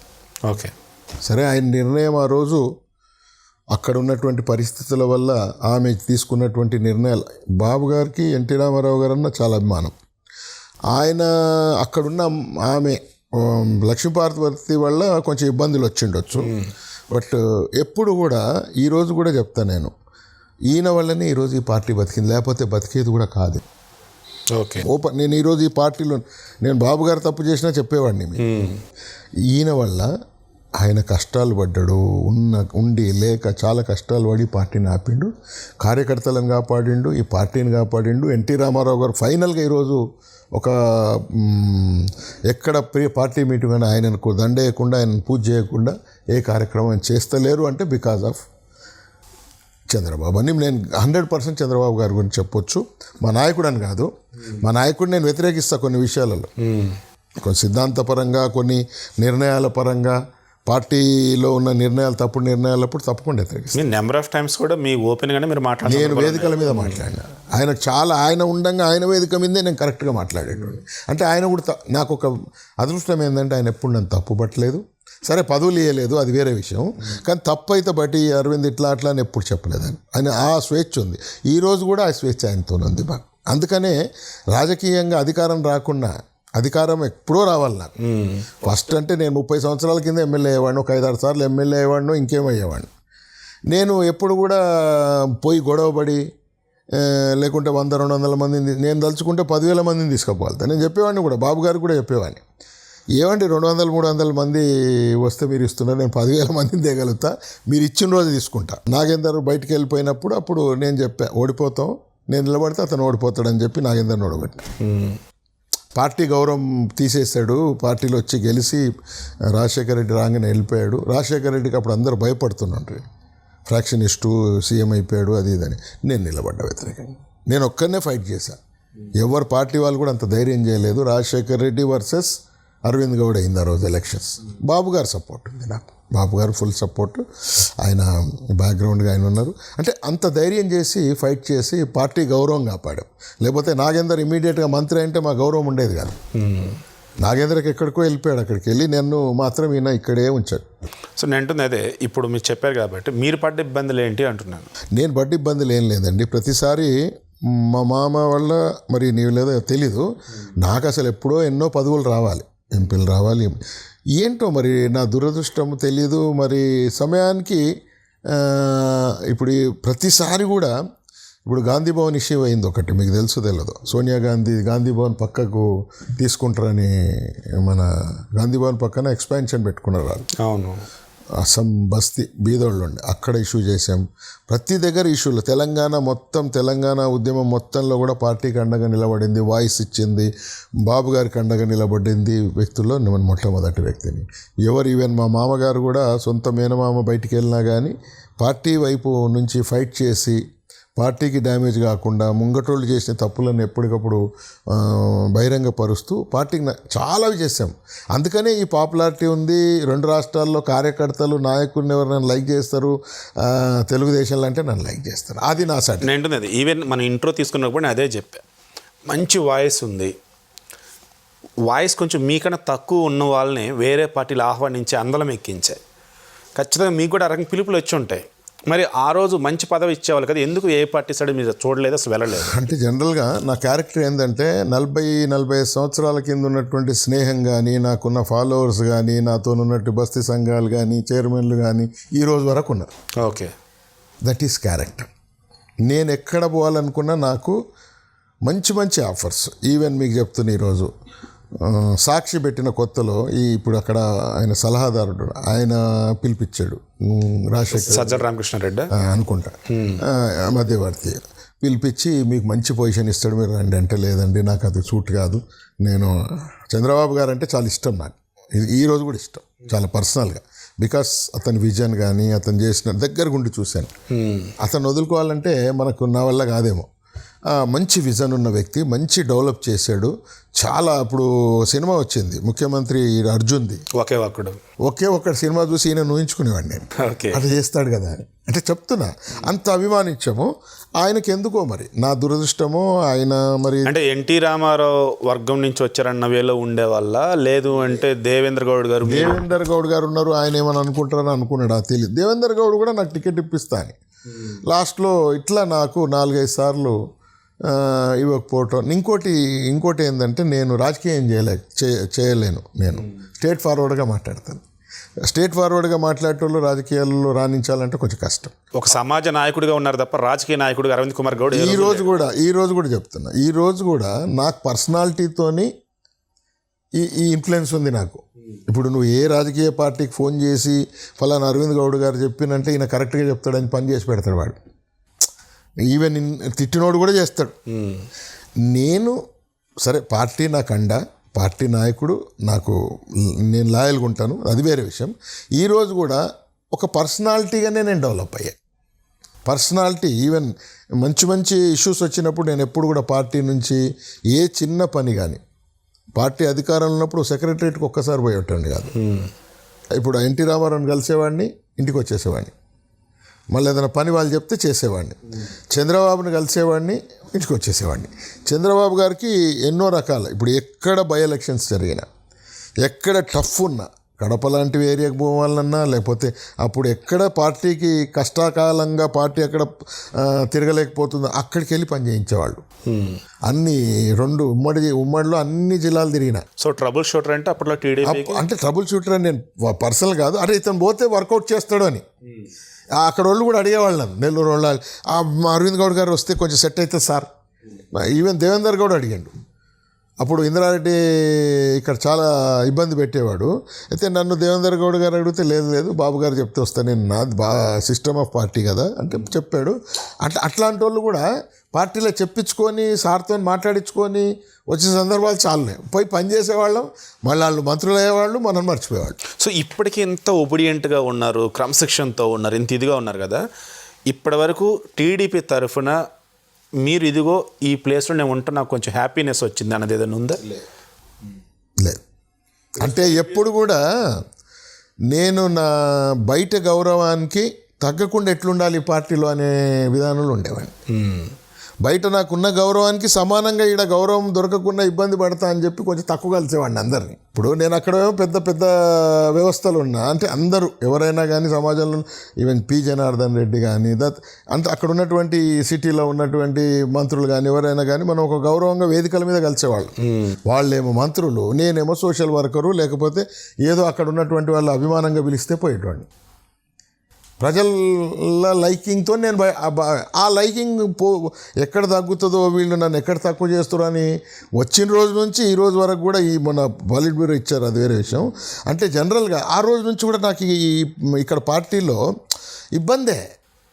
మరి బయటనేమో పెద్ద పులి. ఎంత ఇబ్బంది ఉన్నా సరే ఎందుకున్నారు అంటే బాబు గారికి తెలుగుదేశం మీద బడుగు బలహీన వర్గాలు, నేను వేదిక మీద బాబు గారు ముంగట చెప్పిన, నేను ఈ పార్టీలో అనేక ఇబ్బందులు పడ్డా, నాకు చాలా అన్యాయం జరిగింది, నాకు అసలు సరైనటువంటి న్యాయం జరగలేదు, నేను అయినా కానీ ఎందుకున్నావు అని మీరు అనుకుంటే తప్పకుండా ఇది బడుగు బలహీన వర్గాల యొక్క వేదిక, ఇంకోటి కనిపిస్తలేదు నాకు ఈరోజు కూడా. మీరు ఏ రాజకీయ పార్టీ తీసుకున్నా, కాంగ్రెస్ పార్టీ తీసుకున్న ఒక మాట నాకు అక్కడ కూడా మంచి, తర్వాత నీకు టీఆర్ఎస్లో బిగినింగ్లో నాకు మంచి ఆఫర్స్, మీ మామయ్య దేవేందర్ గౌడ్ అక్కడ ఎట్లున్నారో మిమ్మల్ని అక్కడ చూస్తామని మధ్యవర్తుల ద్వారా, మరి వీళ్ళు ఎవరు మాట్లాడారో తెలియదు నాకు, చెప్పినా కానీ నేను ఎక్కడ కూడా వంగలేదు. ఈ ఉంటే ఈ పార్టీలు ఉంటాయి. నాకు చిన్నప్పటి నుంచి నా క్యారెక్టర్ ఇక్కడ కూడా నేను మెయింటైన్ చేసి ఇప్పటి వరకు ఉండగలిగాను. సో అంటే ఎన్టీ రామారావు గారి మీద ఉన్నటువంటి అభిమానం, పార్టీ సిద్ధాంతాల మీద ఉన్నటువంటి గౌరవం, నమ్మకం, చంద్రబాబు అదే వేళ చంద్రబాబు గారి మీద విపరీతమైన అభిమానం నాకు, విపరీతం. ఎందుకంటే అతను చేసినటువంటి అభివృద్ధి కానీ దగ్గర ఉంటే చాలా ఆనందంగా ఉంటుంది. ఆయన చేసే ఆయన 1999 to 2004 ఆ పీరియడ్ చాలు. ఒక హైదరాబాద్ పక్కన సైబరాబాద్ ఒక మహానగరాన్ని నిర్మించాడు. చాలా క్లోజ్గా ఉండేవాడండి నాకు. నేను ఈ పార్టీలో ఉండడానికి కూడా కారణం ఏంటంటే చంద్రబాబు నాయుడు గారు ఇచ్చినటువంటి చనువు, ప్రేమ వల్ల ఉన్నా. చనువు, ప్రేమ ఉంది అంటున్నారు, పార్టీలో అనుకున్న పొజిషన్కి వెళ్ళలేదు అంటే చంద్రబాబు గారి దగ్గర ఒకటి ఉంది, ఇతను ఏం గొడవ చేయలే, ఇతను మనోళ్ళే అనుకుంటే పక్కన పెట్టేస్తాడు, అందువల్ల వచ్చింది అవి. సో ఈరోజు పార్టీ కూడా అటు ఏపీలో ఇటు తెలంగాణ అయినా సరే కూసింత ఇబ్బందులు ఎదుర్కోవడానికి రీజన్ అదేనా? కొంచెం అది ఒప్పుకోవచ్చు. ఎందుకంటే బయట నుంచి వచ్చే వాళ్ళని ఈజీగా నమ్మేస్తారు ఆయన. అది కార్యకర్తలలో ప్రతిసారి చర్చ జరుగుతుంది దాని మీద. నీతి నియమాల మీద సిద్ధాంతం తప్పొద్దు, అధికారం అనేది సిద్ధాంతం మీద రావాలి. ఇప్పుడు నన్ను ఏ నాయకుడు, నేను చర్చలకు పోయినప్పుడు మంత్రిగానే ఎవడు కూడా నన్ను ఏలెత్తి నా క్యారెక్టర్ మీదో నా దాని మీద ఎప్పుడు ఎక్కడ చెప్పలే. నువ్వు మారినావు కదా 10 పార్టీలు, నువ్వు మారినావు కదా నేను అనేవాడిని. కానీ అంటే క్యారెక్టర్ అంటే నేనేమంటా అంటే ఒక సిద్ధాంతం మీద ఉంది పార్టీ, లేదని నేను అన్ను. కాకపోతే ఏంటంటే ఎవరైతే అర్హులో కమిటెడ్ ఉన్నారో, ఎవరైతే వాళ్ళకి న్యాయం జరగాలనో, కొన్నిసార్లు ఇబ్బందులున్నా న్యాయం చేయాలి పార్టీ. అప్పుడు ప్రస్తుతానికి తను బాగా హంగామా కనిపిస్తాడు. ఎవడున్నాడు? పదవులు వదిన వాళ్ళంతా ఎప్పుడు అవకాశం వస్తే అప్పుడు అసలు అంటే పెద్ద పెద్ద పదవులు, హోమ్ మినిస్టర్లు కానీ ఎంతమంది బయటికి వెళ్ళిపోయారు. ఇప్పుడైతే ఇంకా చాలామంది వెళ్ళిపోయారు. అసలు వాళ్ళకి రాజకీయ జన్మనిచ్చిన భిక్ష పెట్టినటువంటి వాళ్ళు కూడా ఈరోజు ఆ ప్రాంతంలో మాట్లాడుతున్నారు. బాధ అనిపిస్తుంది మాకు. అసలు వాళ్ళకి రాజకీయాలకు రావటానికే తెలుగుదేశం, చంద్రబాబు నాయుడు అయినా కానీ విపరీతంగా మాట్లాడుతుంటే మరి చంద్రబాబు గారు ఇప్పటికి రియలైజ్ అయ్యారంటారా? లేదంటే గతంలో లాగా అధికారంలో లేనప్పుడు ఆయన రియలైజ్ అవుతుంటారు, అధికారం రాగానే మరలా ఆయన పని ఏంటో ఆయన ఏంటో అన్న వేళ ఉంటూ. అంటే ఆయనలో ఉన్న లోపం ఏంటంటే అధికారం లేనప్పుడేమో బాగా కార్యకర్తలకు, నాయకుల గురించి ఆలోచిస్తాడు. ఎగ్జాక్ట్లీ నేను తప్పు చేశానని ఫీల్ అవుతాడు. ఇంకో గొప్ప విషయం అంటే ఏ నాయకుడు కూడా కార్యకర్తలను క్షమించమని అట్లా అడగడు, ఈయన అడుగుతాడు. ఈయనలో ఉన్న గొప్పతనం అది. తర్వాత అధికారం వచ్చిన తర్వాత నాకు మళ్ళీ అధికారం రావాలని అభివృద్ధి వైపు వెళ్ళిపోతాడు. ప్రభుత్వ యంత్రాంగం వైపు ఉంటాడు, అభివృద్ధి వైపు ఉంటాడు. ఇక్కడ వాళ్ళని కొంచెం డిలే చేస్తాడు. లాస్ట్లో మెలకొచ్చిన తర్వాత పని అయిపోద్ది. ఇక్కడ అట్లా జరిగినట్టు అనిపిస్తుంది నాకైతే. మీకు అనిపించదు కదండి, జనరల్గా ఎవరికైనా సరే కామన్గా అదే అనిపిస్తుంది. ఈరోజు చాలామంది టీడీపీని వీడి బయటికి వెళ్తున్న వాళ్ళు కావచ్చు, లేదంటే టీడీపీకి అభిమానంగా ఉన్న వాళ్ళు కావచ్చు, చెప్పే మాట కూడా ఇదే. ఇంకో ఈరోజు సరే ఎవరైనా ఎవరిని బాధపడ్డా నాకేం అభ్యంతరం లేదు, పర్లేదు చెప్పండి. నేనేమంటానంటే పదవి ఇచ్చినోడు సంతోషంగా ఉండడు, పదవి రానోడు సంతోషంగా ఉండడు. ఆ నిర్ణయాల వల్ల అట్లా జరిగేది, మేము దగ్గర ఉండి చూసాం. ఓకే, పదవి ఇచ్చినోడు సంతోషంగా ఉండే, వాడు కొంచెం ఇబ్బంది పడుతూ మాట్లాడేవాడు మాతోని. పదవి రానోడు ఎట్లాగో మాట్లాడతాడు. ఈ ఇద్దరు సాటిస్ఫాక్షన్ లేకుండా మనము చేసినాం అనుకోండి, ఒకవేళ కొన్ని విషయాలలో చాలా గట్టిగా న్యాయంగా ఒక ఫర్మ్ డిసిషన్ తీసుకుంటే చాలా బాగుంటాడు. ఈ కొత్త అంటే ఎవరైనా కొంచెం గ్రాండ్గా లేకపోతే ఎవరో 10 మంది చుట్టుపక్కల వాళ్ళు, ఆయనది ఒరిజినల్గా ఆయన చాలా మంచోడు, అంతే కైండ్ హార్టెడ్, అంత మరీ ఎట్లా కాదు, మంచి హార్ట్ ఉంది. కానీ ఈ పక్కోళ్ళు దాని తర్వాత ఇంకోటి మాలాంటి వాళ్ళం ఎందుకు ఫెయిల్ అయిపోయినామంటే మేము రాజకీయం చేసి ఉంటే పాస్ అయ్యేవాళ్ళు. నాకున్న శక్తికి, నాకున్న బ్యాక్గ్రౌండ్కు, అన్నిటి విషయాలలో, జనాల్లో కానీ నాకు ఈ చుట్టుపక్కల వాళ్ళ దగ్గరికి పోవటాలు, వాళ్ళతోని చేయటాలు, నాకు అంతే తక్కువ స్థాయి వాళ్ళు కనిపించేవాళ్ళు. వాళ్ళు నాకు, నేను పోయేటోడిని కాదు. ఆయనకి ఏం మెసేజ్ పోయేది. ఒకరోజు నాతో అన్నాడు, అరవింద్ నువ్వు నాతో వచ్చి కలిస్తే ఎట్లా అందరు, నేను ఏం కలవాలి సార్, నాకు బయట వాళ్ళు నన్ను వీఐపీగా చూస్తారు. ఆడు మంత్రుడని నా దగ్గరికి వచ్చి కూర్చునేవాళ్ళు. ఈవెన్ పివి నరసింహారావు కొడుకులు కూడా ఆ రోజు పివి ప్రధానమంత్రి ఉన్నప్పుడు కూడా రాజేశ్వరరావు నాకు చాలా క్లోజ్. ఆయన వచ్చేవాడు మన ఇంటికి. నాకు అట్లా అలవాటు అయిపోయింది. అయితే నేను ఎక్కడ తగ్గేవాడిని కాదు, ఎవరిని పోయి బతిలాడుకునేవాడిని కాదు. రాజకీయాలు రెండు లేకుంటే అసలు రాజకీయం కాదు. మరి రాజకీయాలు ఎందుకున్నారు? అక్కడ సేవ చేద్దామని ఉన్నా. ఒకటే పార్టీ మీద ఇప్పుడు 40 సంవత్సరాలు, 34 సంవత్సరాలు అయినట్టున్నది. ఒక 7-8 సంవత్సరాలు లేను నేను. తర్వాత వచ్చేసా. అప్పటి నుంచి చంద్రబాబుని పట్టుకునే ఉన్నా. నాకు అన్ని పార్టీలలో ఇప్పటికీ మీరు ఈవెన్ బీజేపీతో కూడా చాలామంది నేను అసలు అటు నా దగ్గర రావాలంటే ఆయన రాలే అనుకుంటారు. మామూలుగా అసలు మీరు చెప్పండి, ఒక రాజకీయ నాయకుడికి ఉండాల్సిన లక్షణం ఏంటి? అంటే రాజకీయ నాయకుడికి ఒరిజినల్గా లక్షణాలు ఏంటంటే సర్వీస్ ఓరియంటెడ్ ఉండాలి. అసలు ఒరిజినల్ అయితే ఎవరైనా రాజకీయాలకు వచ్చామో చెప్పే మాట నేను చెప్తా, సర్వీస్ ఓరియంటెడ్ ఉండాలి, కొంచెం నీతి నియమాల మీద ఉండాలి కొంచెం. అయితే ఎప్పుడైతే డబ్బు ఇన్వాల్వ్మెంట్, ఫస్ట్ రౌడీజం ఇన్వాల్వ్మెంట్ అయింది రాజకీయాలలో, ఎవడు ఆడ గెలిచి రౌడీగా ఆడ గెలుచుకొస్తాడో వానికి ఇవ్వడం స్టార్ట్ చేశారు. అంతకుముందు దానికి పునాది వేసిన కాంగ్రెస్ వాళ్ళేనండి. అంతకుముందు రౌడీలు ఏంటంటే నాయకుడు అనుకునేవాళ్ళు, వీళ్ళెనికి ఎందుకు ఉండాలని రౌడీలే రాజకీయ నాయకులు అయిపోయారు. అదే దానికి అంటే డెఫినెట్గా కాంగ్రెస్ దాంట్లో, ఎందుకంటే ఫ్రాక్షనిజం నుంచి మీరు అవన్నీ తీసుకుంటే డెఫినెట్గా కాంగ్రెస్లో నుంచి స్టార్ట్ అయింది. ఈ కల్చర్ ఒక టర్మ్ లేదు, ఎన్టీ రామారావు ఉన్నప్పుడు అవన్నీ నడవు. కల్చర్ బట్టి ఇప్పుడు సమాజాన్ని బట్టి అందరు నడవాలి కాబట్టి దాని తర్వాత రాజకీయం అంటే సర్వీసు ఇవన్నీ తర్వాత. ఎవడి దగ్గర డబ్బు ఉంది, ఎవడు పెట్టగలుగుతాడు, ఎవడు అక్కడ గట్టిగా 10 మందికి డబ్బులు ఇవ్వగలుగుతాడు, 10 మందిని కొట్టి అతను గెలుచుకొస్తాడు, మన పార్టీకి నిలబడతాడు, ఇది స్టార్ట్ అయిపోయింది. అంటే మా దగ్గర తక్కువే, తెలుగుదేశం తక్కువే, బట్ అక్కడ తెలుగుదేశం అంటే కొన్ని తర్వాత ఇక అందరు కూడా దానికి ఎప్పుడైతే ఫైనాన్స్ ఇన్వాల్వ్మెంట్ అయిందో ఇంక అప్పటి నుంచి రాజకీయం మారిపోయింది. రాజకీయ పార్టీలు మారిపోయినాయి, సిద్ధాంతాలు వదిలేసినాయి. రాజకీయ అధ్యక్షులు మారిపోయారు, సిద్ధాంతం లేదు, ఏం లేదు, రాజకీయం మనం ఏం సర్వీస్ చేస్తున్నామో మనం అధికారం గురించి చేస్తున్నాం కాబట్టి అన్ని. దానికి టీడీపీ కూడా అతీతం కాదని చాలా మంది అంటారు, ఈవెన్ నేను కూడా అంటున్నా, మీరేమంటారు? ఏమిది ఇప్పుడు రాజకీయాలలో ఉండి ఒక మంచి పని చేయాలనుకుంటున్నప్పుడు ముందటి శత్రువు దగ్గర ఉన్న బలాబలాన్ని చూసుకుంటూ మనం ఆ బలానికి బేరీ చేసుకుంటూ మనం కూడా బలం చేకూర్చుకుంటేనే మనం అనుకున్న ఆ సేవనని చేయగలుగుతాం.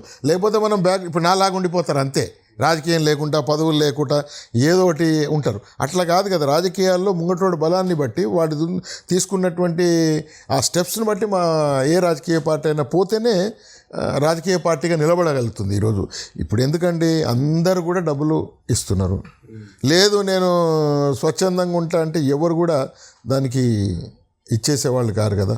సో మీరు ఇప్పుడు పొలిట్ బ్యూరో సభ్యుడిగా ఉన్నారు, దీని నుంచి పార్టీ ఏం ఆశిస్తుంది, పార్టీకి మీరేమిద్దామని అనుకుంటూ ఉన్నారు? అంటే పోలిట్ బ్యూరో సభ్యులు అంటే నిర్ణయాలలో కీలకంగా ఉంటాము. అవును, అది బాధ్యక్షుడితో డైరెక్ట్గా లింక్లో ఉంటుంది కాబట్టి మనం వర్కౌట్ చేసేటప్పుడు ఆయనకి ఏదైనా మంచి సజెషన్స్. పార్టీలో ఎన్నో ఇబ్బందులు ఎదుర్కొన్న మనిషిగా మీరు ఉన్నారు, సాధక బాధలు అన్నీ తెలిసిన మనిషి కాబట్టి పొలిట్ బ్యూరోలు ఉన్నప్పుడు ఆబ్వియస్లీ బెస్ట్ వాయిస్ వినిపించవచ్చు, కార్యకర్తలను కాపాడుకోవచ్చు, నాయకులను కూడా ఇంకా గొప్పవారిగా మలచవచ్చు. పొలిట్ బ్యూరో సభ్యుడు అంటే మనం వాయిస్ ఇవ్వగలుగుతాం, నిజాలు చెప్పగలుగుతాం. అది అమలు చేస్తారా చేయరా అనేది రీజనల్ పార్టీలలో పార్టీ యొక్క అధ్యక్షుడి మీదనే ఉంటుంది.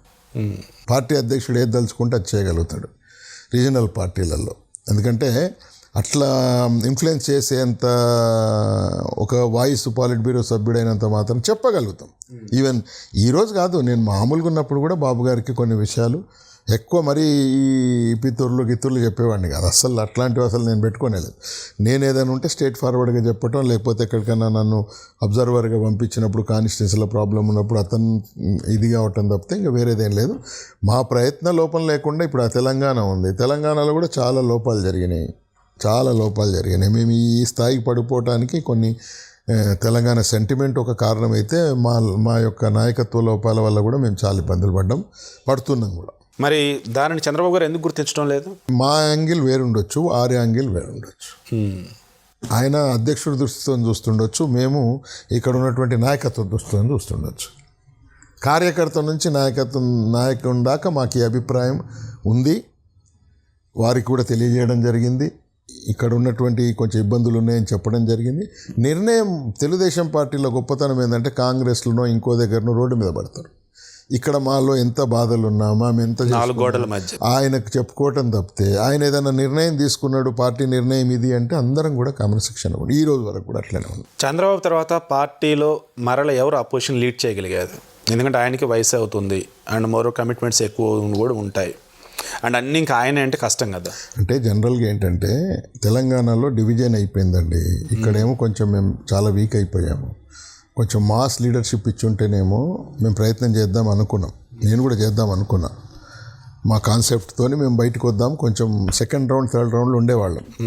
కొన్ని పార్టీ నిర్ణయాల వల్ల చూడాలి ఇక ఫ్యూచర్లో ఎట్లుంటుంది అనేది ఇక్కడ వరకు. అవును. అక్కడ వరకు ఏంటంటే నేను దగ్గరగా ఉండి లోకేష్ బాబు గారిని చూశాను. ఆయనలో బయట అనుకున్నంత ఇది కాదు, చాలా ఇంటెలిజెంట్. ఎందుకు అని చెప్తున్నా అంటే నేను మెంబర్షిప్ డ్రైవ్లో ప్రతిసారి నేను ఉండేవాడిని. నేను ఈవెన్ ఉమ్మడి రాష్ట్రంలో జనరల్ సెక్రటరీ ఉండేవాడిని. ఆ 4-5 నేను ఒకవాడిని. మంచి పొజిషన్ ఇచ్చాడు అప్పుడు కూడా. అయితే దగ్గరగా ఆ రోజు చూసాం. మేము అంతవరకు బాబు గారు మెంబర్షిప్ డ్రైవ్ చేయాలంటే నెల నుంచి ఎన్నో మీటింగ్లు ఎన్నో చేస్తే కానీ మాకు అంత రీచ్ అయ్యేది కూడా కాదు, అంత వచ్చేది కాదు. కానీ ఈయన వచ్చిన తర్వాత, లోకేష్ బాబు వచ్చిన తర్వాత ఒక్కటే డ్రైవ్లో అప్పుడు నేను అనుకుంటా 50 lakhs ఏదో చేశాడు. అసలు మేమందరం విచిత్రపోయినాం. చెప్పేవాడు, ఓపెన్గా చెప్పేవాడు, నేను ఈసారి ఇంత టార్గెట్ పెట్టుకున్నా అరవింద్ అన్న అంటాడు పాపం.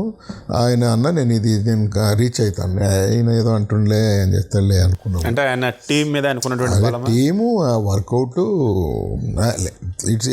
చదువుకున్నాడు కాబట్టి చదువుకున్నాడు. మరి స్ట్రాటజీస్ కానీ ఆ వర్గానికి సంబంధించిన వాళ్ళతో మీటింగ్ చేసుకోవటం, తనని అడాప్ట్ చేసుకోవటం చాలా బాగా చేస్తాడండి. చాలా పార్టీకి అనుకున్నంత కొంచెం స్పీచ్ పవర్ లేకపోవచ్చు, అవి కూడా ఇప్పుడు ఈ మధ్యకాలంలో పర్వాలేదు నేర్చుకుంటుండు. ఎవరైనా ఓపెన్గా తనే చెప్పాడు, నాకు నిజం నాకు తెలుగు రాదు నేర్చుకుంటున్నా అని చెప్పాడు. ఓపెన్గా ఎవరు చెప్తారు? జనరల్గా ఏంటంటే మనందరం కూడా ఫస్ట్లో మీడియాలో అయినా మన ప్రాక్టీస్ వస్తే ఆటోమేటిక్ వస్తుంది. నిన్న ముఖ్యమంత్రి ఆయన చూసా నేను, ఆయన తెలుగు కూడా ఇప్పుడు కూడా ఆయన ఏదో మాట్లాడుతూ తప్పులు సోషల్ మీడియాలో వస్తున్నాయి. ఇప్పుడు జగన్మోహన్ రెడ్డి గారి విషయానికి వస్తున్నా అంటే అది తప్పేం లేదు, అతని కాన్సెప్ట్ ఉంది, ఇతను కూడా కాన్సెప్ట్ ఉంది, హార్డ్ వర్క్ నేచర్ ఉంది, వాళ్ళ నాన్న చేసినట్టు చేయాలని ఉంది. సరే దానికి కొంచెం టైం పడుతుంది, ఇప్పటికి కూడా పర్వాలేదు. మంత్రిగా కూడా ఫెయిల్ అయ్యిండని నేను అనుకోవటం లేదు. ఆయన వరకు ఆయన బాగానే చేస్తాడు. అండ్ పోర్ట్ఫోలియో రిలేటెడ్ ఏదైతే హ్యాండిల్ చేస్తాడో మంచి అవార్డ్స్ కూడా వచ్చినాయి చేస్తాడు. నేనేది ఇప్పుడు ఆయనతో ఏదో చాబూసి చేసే మాటలు నేను చెప్పాను. ఆయన ఇంకా నేర్చుకోవాలని చెప్తా, లేకపోతే ఇంకోటి అని చెప్తా. కానీ బట్ అతను సమర్థుడు. ఈవెన్ అదే నేను అంటుంది, ఏపీకి సంబంధించి టీడీపీ అనగానే ఇప్పుడు మీరు అన్నట్టు చంద్రబాబు తర్వాత లోకేష్ ఇంకా చాలామంది కనిపిస్తూనే ఉంటారు. బట్ తెలంగాణలో ఎల్ రమణ గారు అన్నప్పుడు దాదాపు కొన్ని సంవత్సరాలుగా ఆయన ఉంటూనే ఉన్నారు. ఆయన వాయిస్ అంత గట్టిగా వినిపించే సందర్భాలు ఎక్కడ కనిపించు.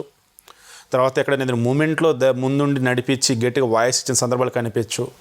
హెసిటేషన్స్గా లైక్ ఇట్లాంటివి ఏమో అంత అనిపించు. అంటే సమస్య ఎక్కడ ఎందుకు ఆయన ముందుండి అంత గంభీరంగా ఉండలేకపోతే 7 సంవత్సరాలు ఆయన చేశాడు. మొన్న అందరం కూడా మేము పార్టీకి అధ్యక్షుడికి చెప్పాం, 7 సంవత్సరాలు అయింది, కొంచెం కొత్తదనం వస్తే పార్టీ మళ్ళీ ఊపులోకి వస్తుంది కొంచెం అన్న, ఇంతకంటే నష్టం ఏం జరగదు, మేము చాలా ఇబ్బంది పడుతున్నామని చెప్పి అధ్యక్షుడికి అందరు చెప్పారు.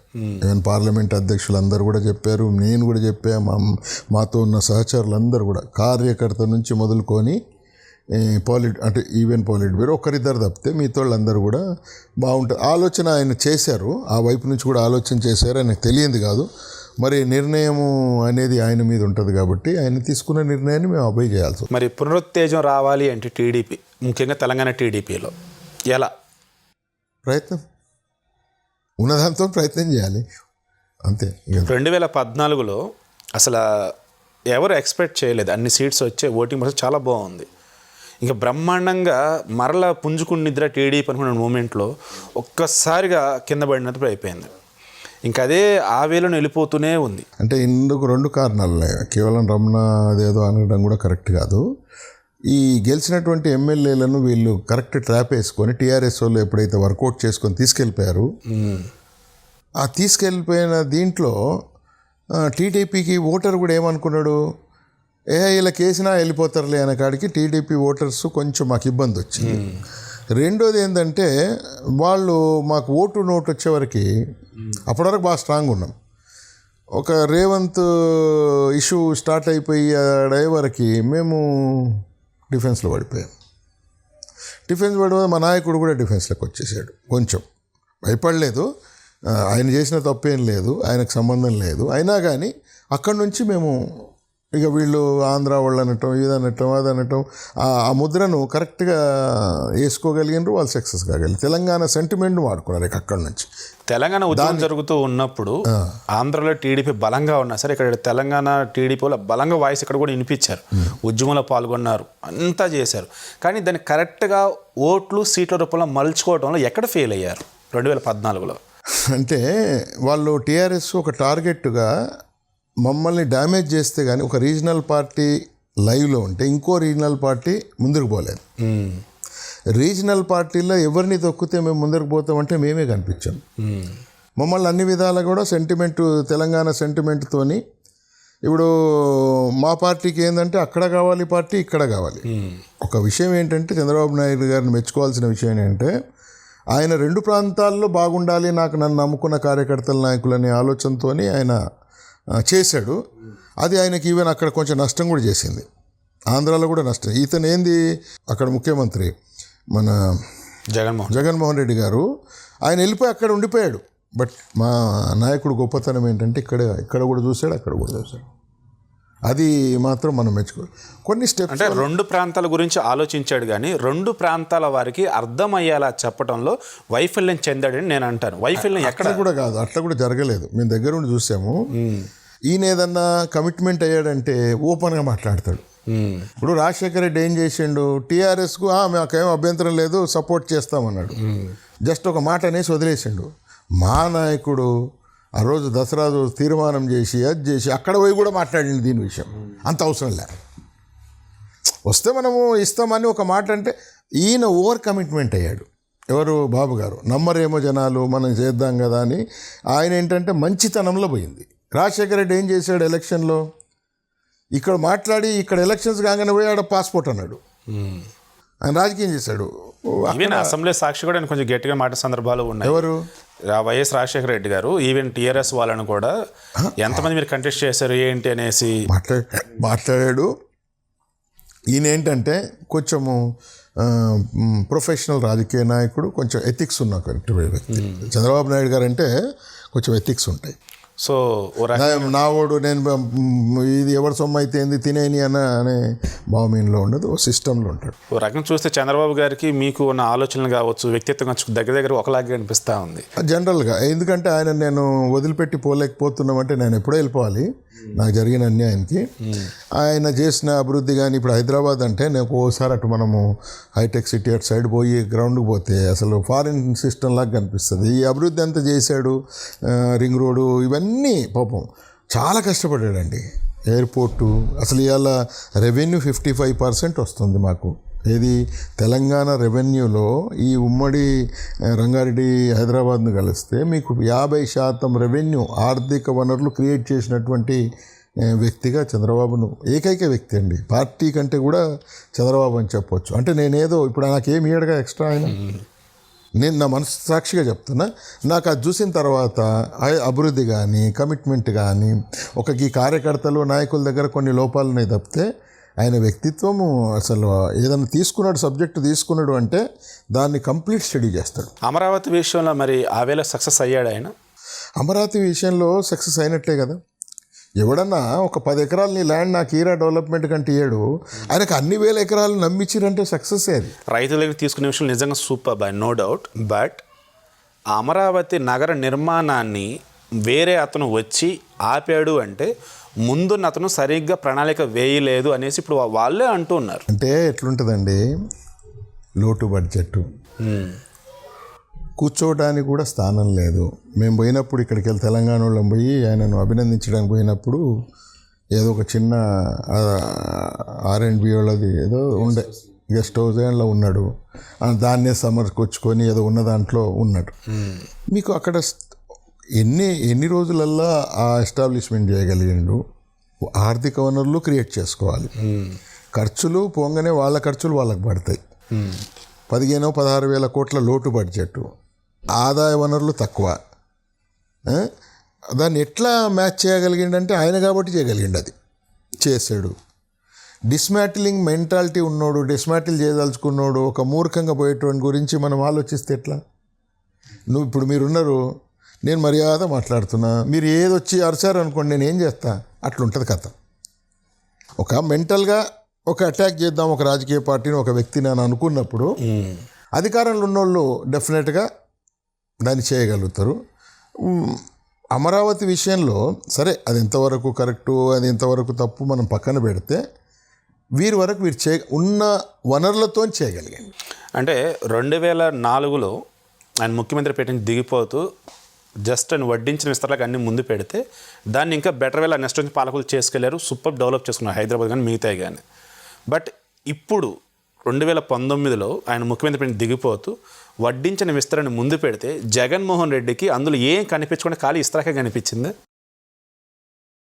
అంటే జగన్ లేదంటే అందులో ఉన్న మొత్తం తినేసేసి అసలు ఏం లేవు అన్న జగన్మోహన్ రెడ్డి గారి విషయానికి వస్తే అతను యువకుడు, ఫస్ట్ టైం ముఖ్యమంత్రిగా వచ్చాడు.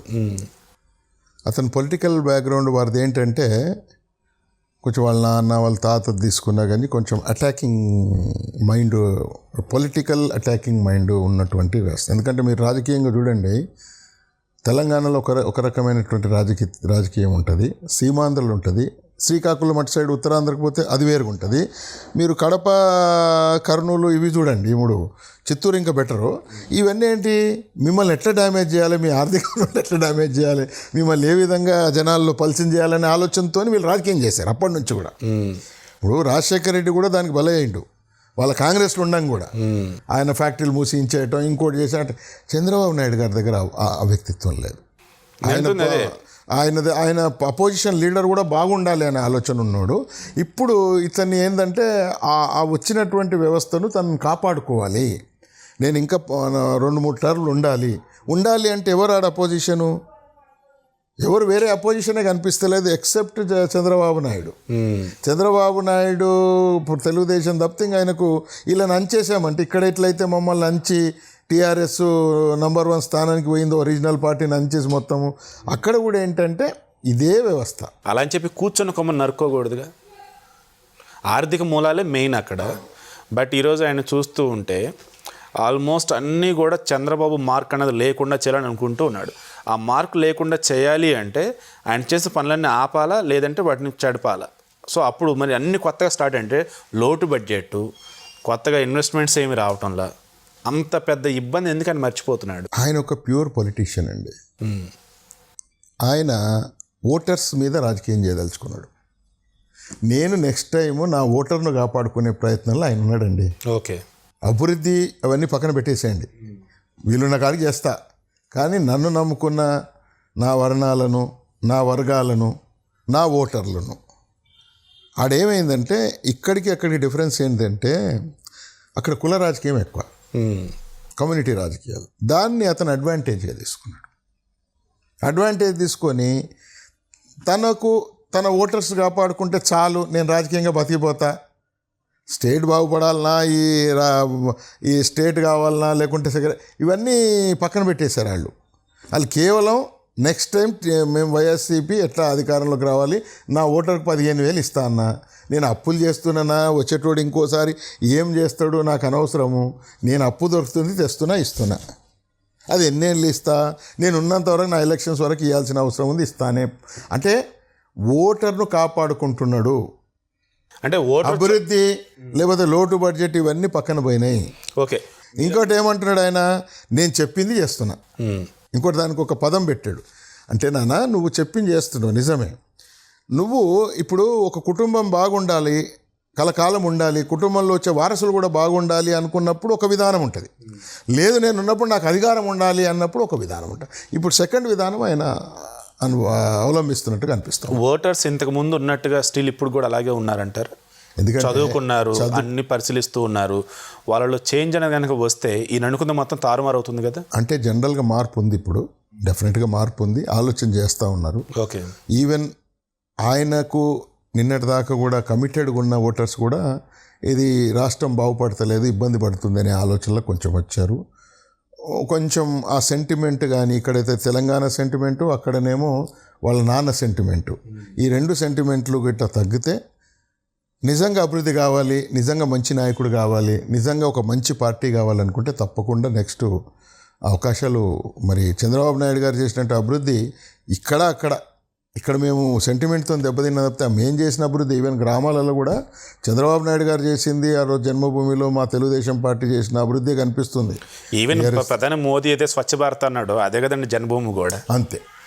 సో అంటే ఇప్పుడు ఏంటంటే మా కొంచెం తప్పిదం 2-3 రాజకీయ తప్పిదాలు కూడా జరిగినాయి. మేము బీజేపీకి దూరం కావటం, ఇవన్నీ కూడా మాకు అక్కడ కూడా ఇబ్బంది అయింది.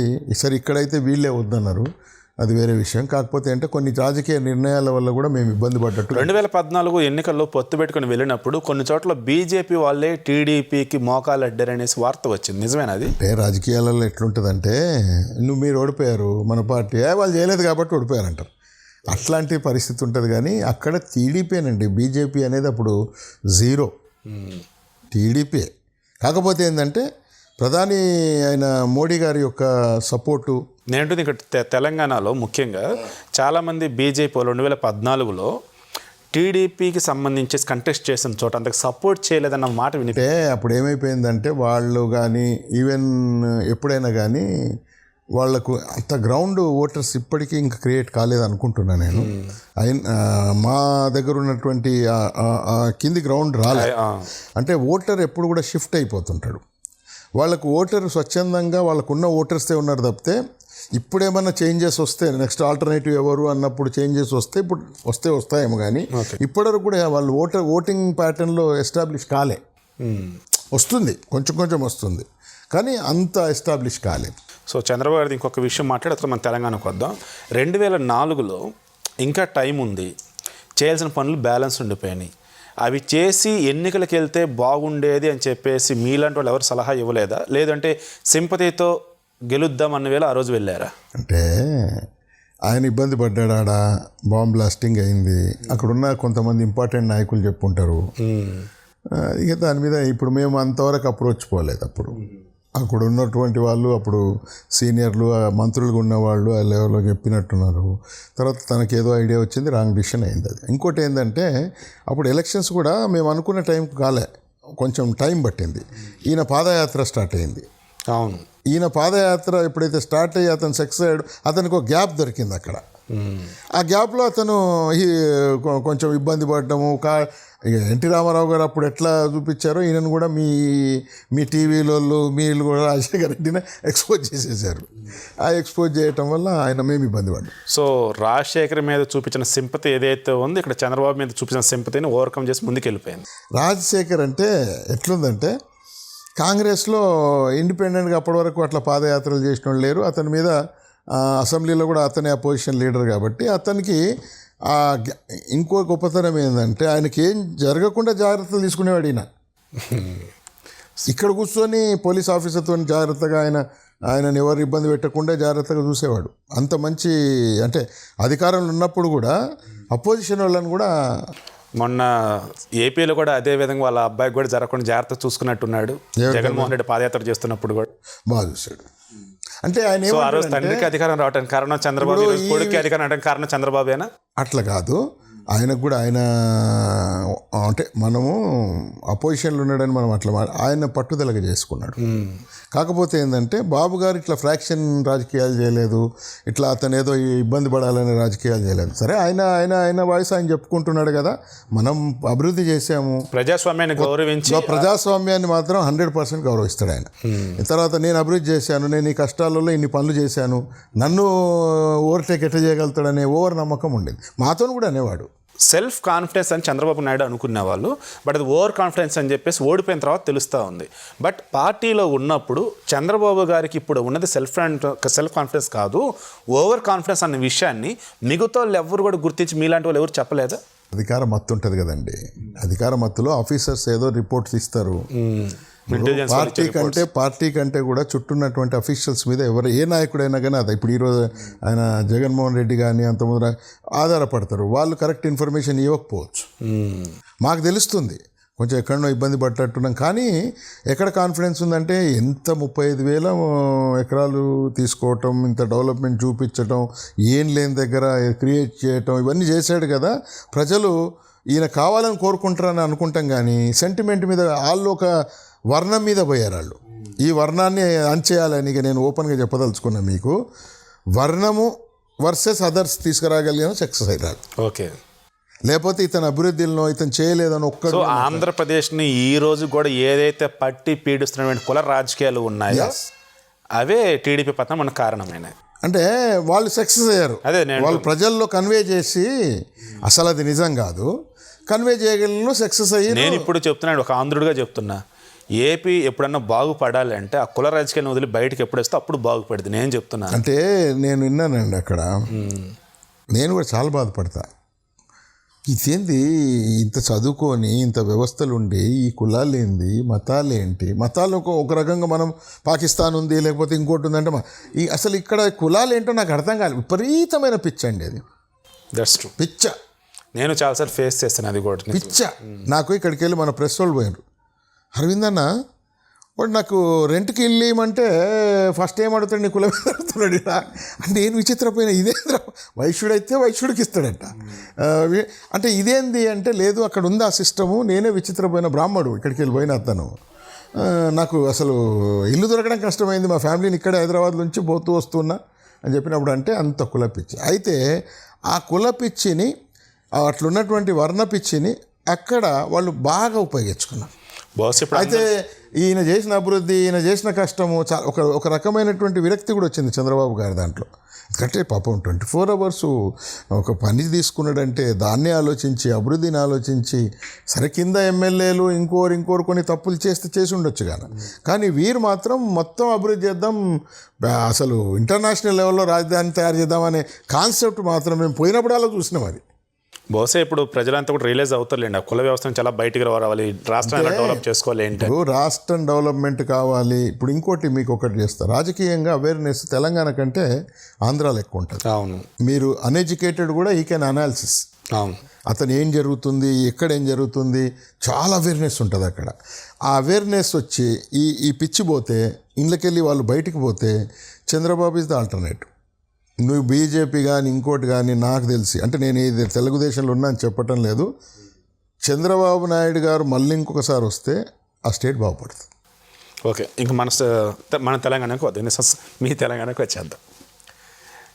పార్టీకి పునర్వైభవం తీసుకురావటం కోసం అరవింద్ కుమార్ గౌడ్ ఏం చేయబోతున్నారు? అంటే వ్యక్తిగా నేను యాక్చువల్గా ఏంటంటే ఒక అధ్యక్షుడిగా నన్ను తీసుకుంటాడనే ఆలోచన అందరికీ ఉంది. ఇప్పుడు ఆల్టర్నేటివ్ ఎవరైనా కనిపిస్తున్నారు పార్టీలు అంటే నేనే కనిపించా. నాకున్న కమిట్మెంట్ కానీ, నాకున్న సోషల్ బ్యాక్గ్రౌండ్ కానీ, నేను కార్యకర్తల నాయకులు బాగుండేది. చేంజ్ చేస్తాడేమో, 7 సంవత్సరాలు అయింది కదా, ప్రతి నాయకుడు కార్యకర్తలు కూడా రిప్రజెంటేషన్స్ ఇచ్చారు. మేము కూడా అనుకున్నాం అక్కడ అచ్చెన్నాయుడికి ఇస్తుండు కదా, ఇక్కడ కూడా చేంజ్ చేస్తాడని అనుకున్నాం. ఎందుకంటే ఇక్కడ చూసాం, ఆయనను కూడా చూసాం. కొత్తదనం ఇచ్చి ఉంటేనేమో కొంచెం బెటర్గా పోయేవాళ్ళం. ఇప్పుడు ప్రయత్నం చేస్తున్నాడు, తను కూడా ప్రయత్నం చేస్తున్నాడు. మేబీ నెక్స్ట్ ఇయర్ మార్పు ఉండొచ్చు అంటే తెలియదండి. మనం ఏమన్నా అనుకుంటాం, మనకు మార్పులు ఉండాలి చేయాలనేది చంద్రబాబు నాయుడు గారి యొక్క మనసులో ఉండాలి, తప్పితే ఇంకా వేరేది ఎవరు కూడా మనం అలా చెప్పడానికి లేదు. మా ప్రయత్నంగా నాకు పాలిట్ బ్యూరో ఇచ్చారు, వారికి నేను ప్రత్యేకంగా ధన్యవాదాలు చెప్తూ, నా ప్రయత్నం లోపం లేకుండా చేయగలుగుతాం. కానీ మేమేదైతే కాన్సెప్ట్లు చెప్తున్నామో, ఇప్పుడు మీరున్నారు, మీ కాన్సెప్ట్ మీరు తీసుకుపోగలుగుతారు, మీరు కిందని డ్రైవ్ చేయగలుగుతారు. మాకు ఒక సోషల్ కాన్సెప్ట్ మీద నాకుండే ఐడియాలు ఉండే. అసలు విచిత్ర తెలంగాణ మూమెంట్ను ఏ విధంగా తీసుకుపోయినామో అట్లా విచిత్రమైన మూమెంట్ వచ్చేది ఇప్పుడు ఉంది. ఇప్పుడు గ్యాప్ ఉంది, టీఆర్ఎస్కు వేరే రాజకీయ పార్టీల మధ్యలో గ్యాప్ ఉంది. మేము ఆల్రెడీ చేస్తున్నాము. చంద్రబాబు నాయుడు గారు ఈరోజు ప్రతి హైదరాబాద్ కానీ అభివృద్ధి అంటే చంద్రబాబు అనే తెలంగాణలో ఇప్పటికీ ఉంది. తెలుగుదేశం ఒకటి, తెలుగుదేశంలో చంద్రబాబు, ఆ ఫీలింగ్ ఉంది. సరే, మా ప్రయత్నం మేము చేస్తున్నాం. బడుగు బలహీన వర్గాల రాజకీయ వేదిక ఇది. మా వర్ణాలను, మా వర్గాలను, తర్వాత ఇక్కడ జరుగుతున్నటువంటి అన్యాయాలను, ఇక్కడ జరుగుతున్నటువంటి ప్రజా వ్యతిరేక విధానాలను ఎప్పటికప్పుడు ఎండగడుతూ, మా ప్రయత్న లోపం లేకుండా అందరం సమిష్టిగా ఇప్పుడు ఉన్నటువంటి నాయకుడు ఎవరైతే ఒకసారి అధ్యక్షుడు అయిన తర్వాత ఆయన్ను మేము అందరం కలిసి ఒక ప్రయత్నం చేద్దాం అనుకుంటున్నాము. ఇప్పుడు మున్సిపాలిటీ వచ్చింది, జిహెచ్ఎంసీ ఉంది. జిహెచ్ఎంసీలో లాస్ట్ టైం మాకు అన్ని వనరులు ఉన్నా మేము కొంచెం ఇబ్బంది పడ్డాము. ఇప్పుడు కొంచెం మార్పు ఉంటుంది. నేను కూడా నా ప్రయత్నాల లోపం లేకుండా ప్రయత్నం చేస్తూ ఉన్నాము. అప్పుడు మేము చాలా అక్కడ అధికారంలో ఉన్నాము, బీజేపీతో అలయన్స్ ఉంది, అన్ని విధాలు ఉన్నా మేము కొంచెం ఇబ్బంది పడ్డాం. సో ఇప్పుడు ఏదైనా వారితో అలయన్స్ పెట్టుకుని వెళ్తారా, అదంటే సింగిల్గా వెళ్తారు? అంటే మేము సింగిల్గా వెళ్తాం. ఎందుకంటే 150 డివిజన్లలో కూడా మేము పోటీ చేయాలి, మళ్ళీ పునర్వైభవం తీసుకురావాలి. పార్టీ జెండా ప్రతి వాడలో కనిపించాలనే ఒక ఆలోచనతో. గెలిచిన తర్వాత మరల మీ పార్టీ జెండాపై ఒక టీఆర్ఎస్ జెండా వస్తుంది, మరి అది ఇప్పటికీ కార్యకర్తల్లో అంటే ఆ జాగ్రత్తలు తీసుకుంటున్నాము. ఆ జాగ్రత్తలు అంటే మాకేం జరిగిందంటే కొంచెం ఓటర్లు కూడా ఇప్పుడు ఆలోచనలో పడ్డారు. ఈవెన్ గ్రేటర్ హైదరాబాద్లో కొంచెం ఛాన్సెస్ ఆర్ రైట్. మేము తీసుకునే చర్యలు తీసుకుంటాం, కర్మం ఏం చేస్తాం, నిర్ణయం దైవాధీనం. సో ఒక హైదరాబాద్ అన్న వేళ మీరు చాలా స్ట్రాంగ్గా చెప్పగలుగుతున్నారు ఏదైనా సరే టీడీపీ అని. జిల్లాలో ఎలా ఉంది పరిస్థితి? అంటే జిల్లాలలో వీక్ ఉన్నాము. ఈవెన్ హైదరాబాద్లో కూడా మేము ఏదో పెద్ద స్ట్రాంగ్ అని అనను, బట్ వీఆర్ దేర్. జిల్లాలలో కొన్ని జిల్లాలలో బాగుంటుందండి టీడీపీకి. అది కూడా మేము మొన్న నాయకత్వం అంతా కొంచెం అటు ఇటు ట్రాన్స్ఫర్ కావటం వల్ల కూడా ఇబ్బంది. అంటే కేవలం టీఆర్ఎస్ వాళ్ళు మమ్మల్ని టార్గెట్ పెట్టుకున్నారు. ఎందుకంటే ఇంచుమించు కేసీఆర్ మేము ఎట్లా కమిటెడ్గా ఉంటాము, ఈ పార్టీలో ఉన్న కార్యకర్త ఎట్లా కమిటెడ్ ఉంటుంది, వీళ్ళు మా దగ్గరకు వచ్చేస్తే మాకు సేఫ్ జోను, లేకపోతే వీళ్ళు ఎప్పటికైనా మాకు థ్రెట్. ఇప్పుడు అతను థ్రెట్ ఫీల్ అయ్యేది తెలుగుదేశంతోనే ఈవెన్ టిల్ టుడే. ఎందుకంటే ఆ కమిటెడ్ కార్యకర్తలు ఉంటారు మనకు. మొన్న కొంచెం మేము లూజ్ అయ్యాము. యాక్చువల్గా మాకు హైదరాబాద్, రంగారెడ్డి, మహబూబ్నగర్, నల్గొండ, ఖమ్మం ఇప్పటికీ స్ట్రాంగ్ ఉన్నాం. ఈ 5-6 జిల్లాలు బాగుంటాయి మాకు ఎప్పుడు. అటు కొంచెం సెంటిమెంట్ ఎక్కువ కాబట్టి మాకు కొంచెం ఇబ్బంది ఉండేది. ఇప్పుడు అన్ని జిల్లాలలో కూడా కొంచెం మేము మళ్ళీ రికవర్ కావాల్సిన అవసరం ఉంటుంది. సో పార్టీకి పునర్వైభవం తీసుకురావడం కోసం అహర్నిశలో శ్రమించడానికి అరవింద్ కుమార్ గౌడ్ రెడీగా తప్పకుండా మేము ఉన్నమే. ఇప్పుడు మాకేముందండి, మాకు ఇప్పుడు పార్టీ గౌరవం వస్తే మాకు గౌరవం వస్తుంది. మేము ఒక్కటే ఆలోచనతో ఉన్నాం. ఆయనకు మొన్న చెప్పింది కూడా, మా నాయకుడు చెప్పింది ఏంటంటే ఒక ప్రయత్నం చేద్దాం. ఇప్పుడు ఏదో మనం అధికారంలోకి వచ్చేస్తాము, మరి ముఖ్యమంత్రి అవుతాము అనేది లేదండి. మన గౌరవ స్థానం తీసుకురావటానికి మేము ప్రయత్నం చేస్తాం. గౌరవ స్థానం అంటే ప్రజల్లో బాబు గారు చేసినటువంటి, మేము అభివృద్ధి చేసినటువంటివి, తర్వాత ముంగటోడు చేస్తున్నటువంటి అరాచకాలను ఎప్పటికప్పుడు మనము ముందుండి ఫేస్ చేస్తే తప్పకుండా మాది రియలైజేషన్ వస్తుందని. ఇంకోటి తెలంగాణలో ఉన్నటువంటి గొప్పతనం ఏంటంటే ఎంత మీకు ఫేవర్ ఉంటాడో నిజాలు తెలిసిందని అంత వ్యతిరేకత అవుతాడు. సో ఎవరైతే మీ పార్టీ కార్యకర్తలు వేరే పార్టీ సైడ్ చూసిన వాళ్ళు ఉన్నారో వన్స్ నిజాలు తెలిసిన తర్వాత మరలా మీ పార్టీ సైడ్ అంటే ఇప్పటికి కూడా మా పార్టీని చూస్తే వాళ్ళు కళ్ళని నీళ్ళు పెట్టుకుంటారు. నేను చాలా సందర్భాలు వేరే పార్టీకి పోయినామే, ఇక్కడ ఇంత మంచి, ఇక్కడున్న గౌరవం, రాజకీయంలో గౌరవం కూడా ముఖ్యం. ఇప్పుడు నేను ఇంట్లో కంటిన్యూగా గౌరవంలో లేడీస్ కానీ జెంట్స్కి కానీ కార్యకర్తకు కానీ గౌరవం ఇవ్వటంలో తెలుగుదేశం పార్టీ ఆనాటి నుంచి ఈనాటి వరకు నంబర్ 1. ఓకే, అతిథి దేవోభవ అంటే ఇప్పుడు ఈ పార్టీ లేదు. మేము ఇప్పుడు 17వ సంవత్సరం భోజనం దొరుకుతుంది. అక్కడికి వచ్చిన ప్రెస్ వాళ్ళకు కూడా, ఈవెన్ ప్రెస్ కూడా ఎవరంత గౌరవంగా చూడరు. నాకు నిన్న మొన్న వచ్చి మనోళ్ళు కూడా చెప్తున్నారు, మేము పోతే వేరే పార్టీ ఆఫీసులలో పోతే గంటలు నిలవాలండి, కనీసం టీ అడిగేవాడు, కూర్చోమని కూడా అడిగేవాడు ఉండడు. మీ దగ్గరకు వస్తే మా సొంత కూర్చోమంటారు, గౌరవంగా ఉంటారు. అంటే ఎవరికి వచ్చినా, ఇప్పుడు గ్రామాల నుంచి ఏదైనా కార్యకర్త వచ్చాడనుకో, ఆడు మధ్యాహ్నం భోజనం ఏడ్ చేయాలి, లేకపోతే పొద్దున వచ్చాడు అనుకోండి, ఎక్కడ టిఫిన్ చేయాలని ఆలోచన వద్దు, పోతాడు క్యాంటీన్లో తినేస్తాడు, ఫ్రీ. కార్యకర్తకు నాయకుడికి అందరికి ఫ్రీ, మధ్యాహ్నం భోజనం ఫ్రీ, రాత్రి డిన్నర్ ఫ్రీ ఉండొచ్చు, టీలు స్నాక్స్ ఇస్తారు ఈవినింగు. అంటే ఎక్కడుంది అది? 17 సంవత్సరాల తర్వాత కూడా ఆయన, అది చంద్రబాబు గారి ఒక మంచితనం. సో ఇప్పుడు మీరు చెప్పినట్టుగానే ఈ కార్యకర్తలకి మంచి చెడు ఇవన్నీ చూసుకోవాలన్నా, పార్టీ నడపాలన్న డబ్బు ముఖ్యం.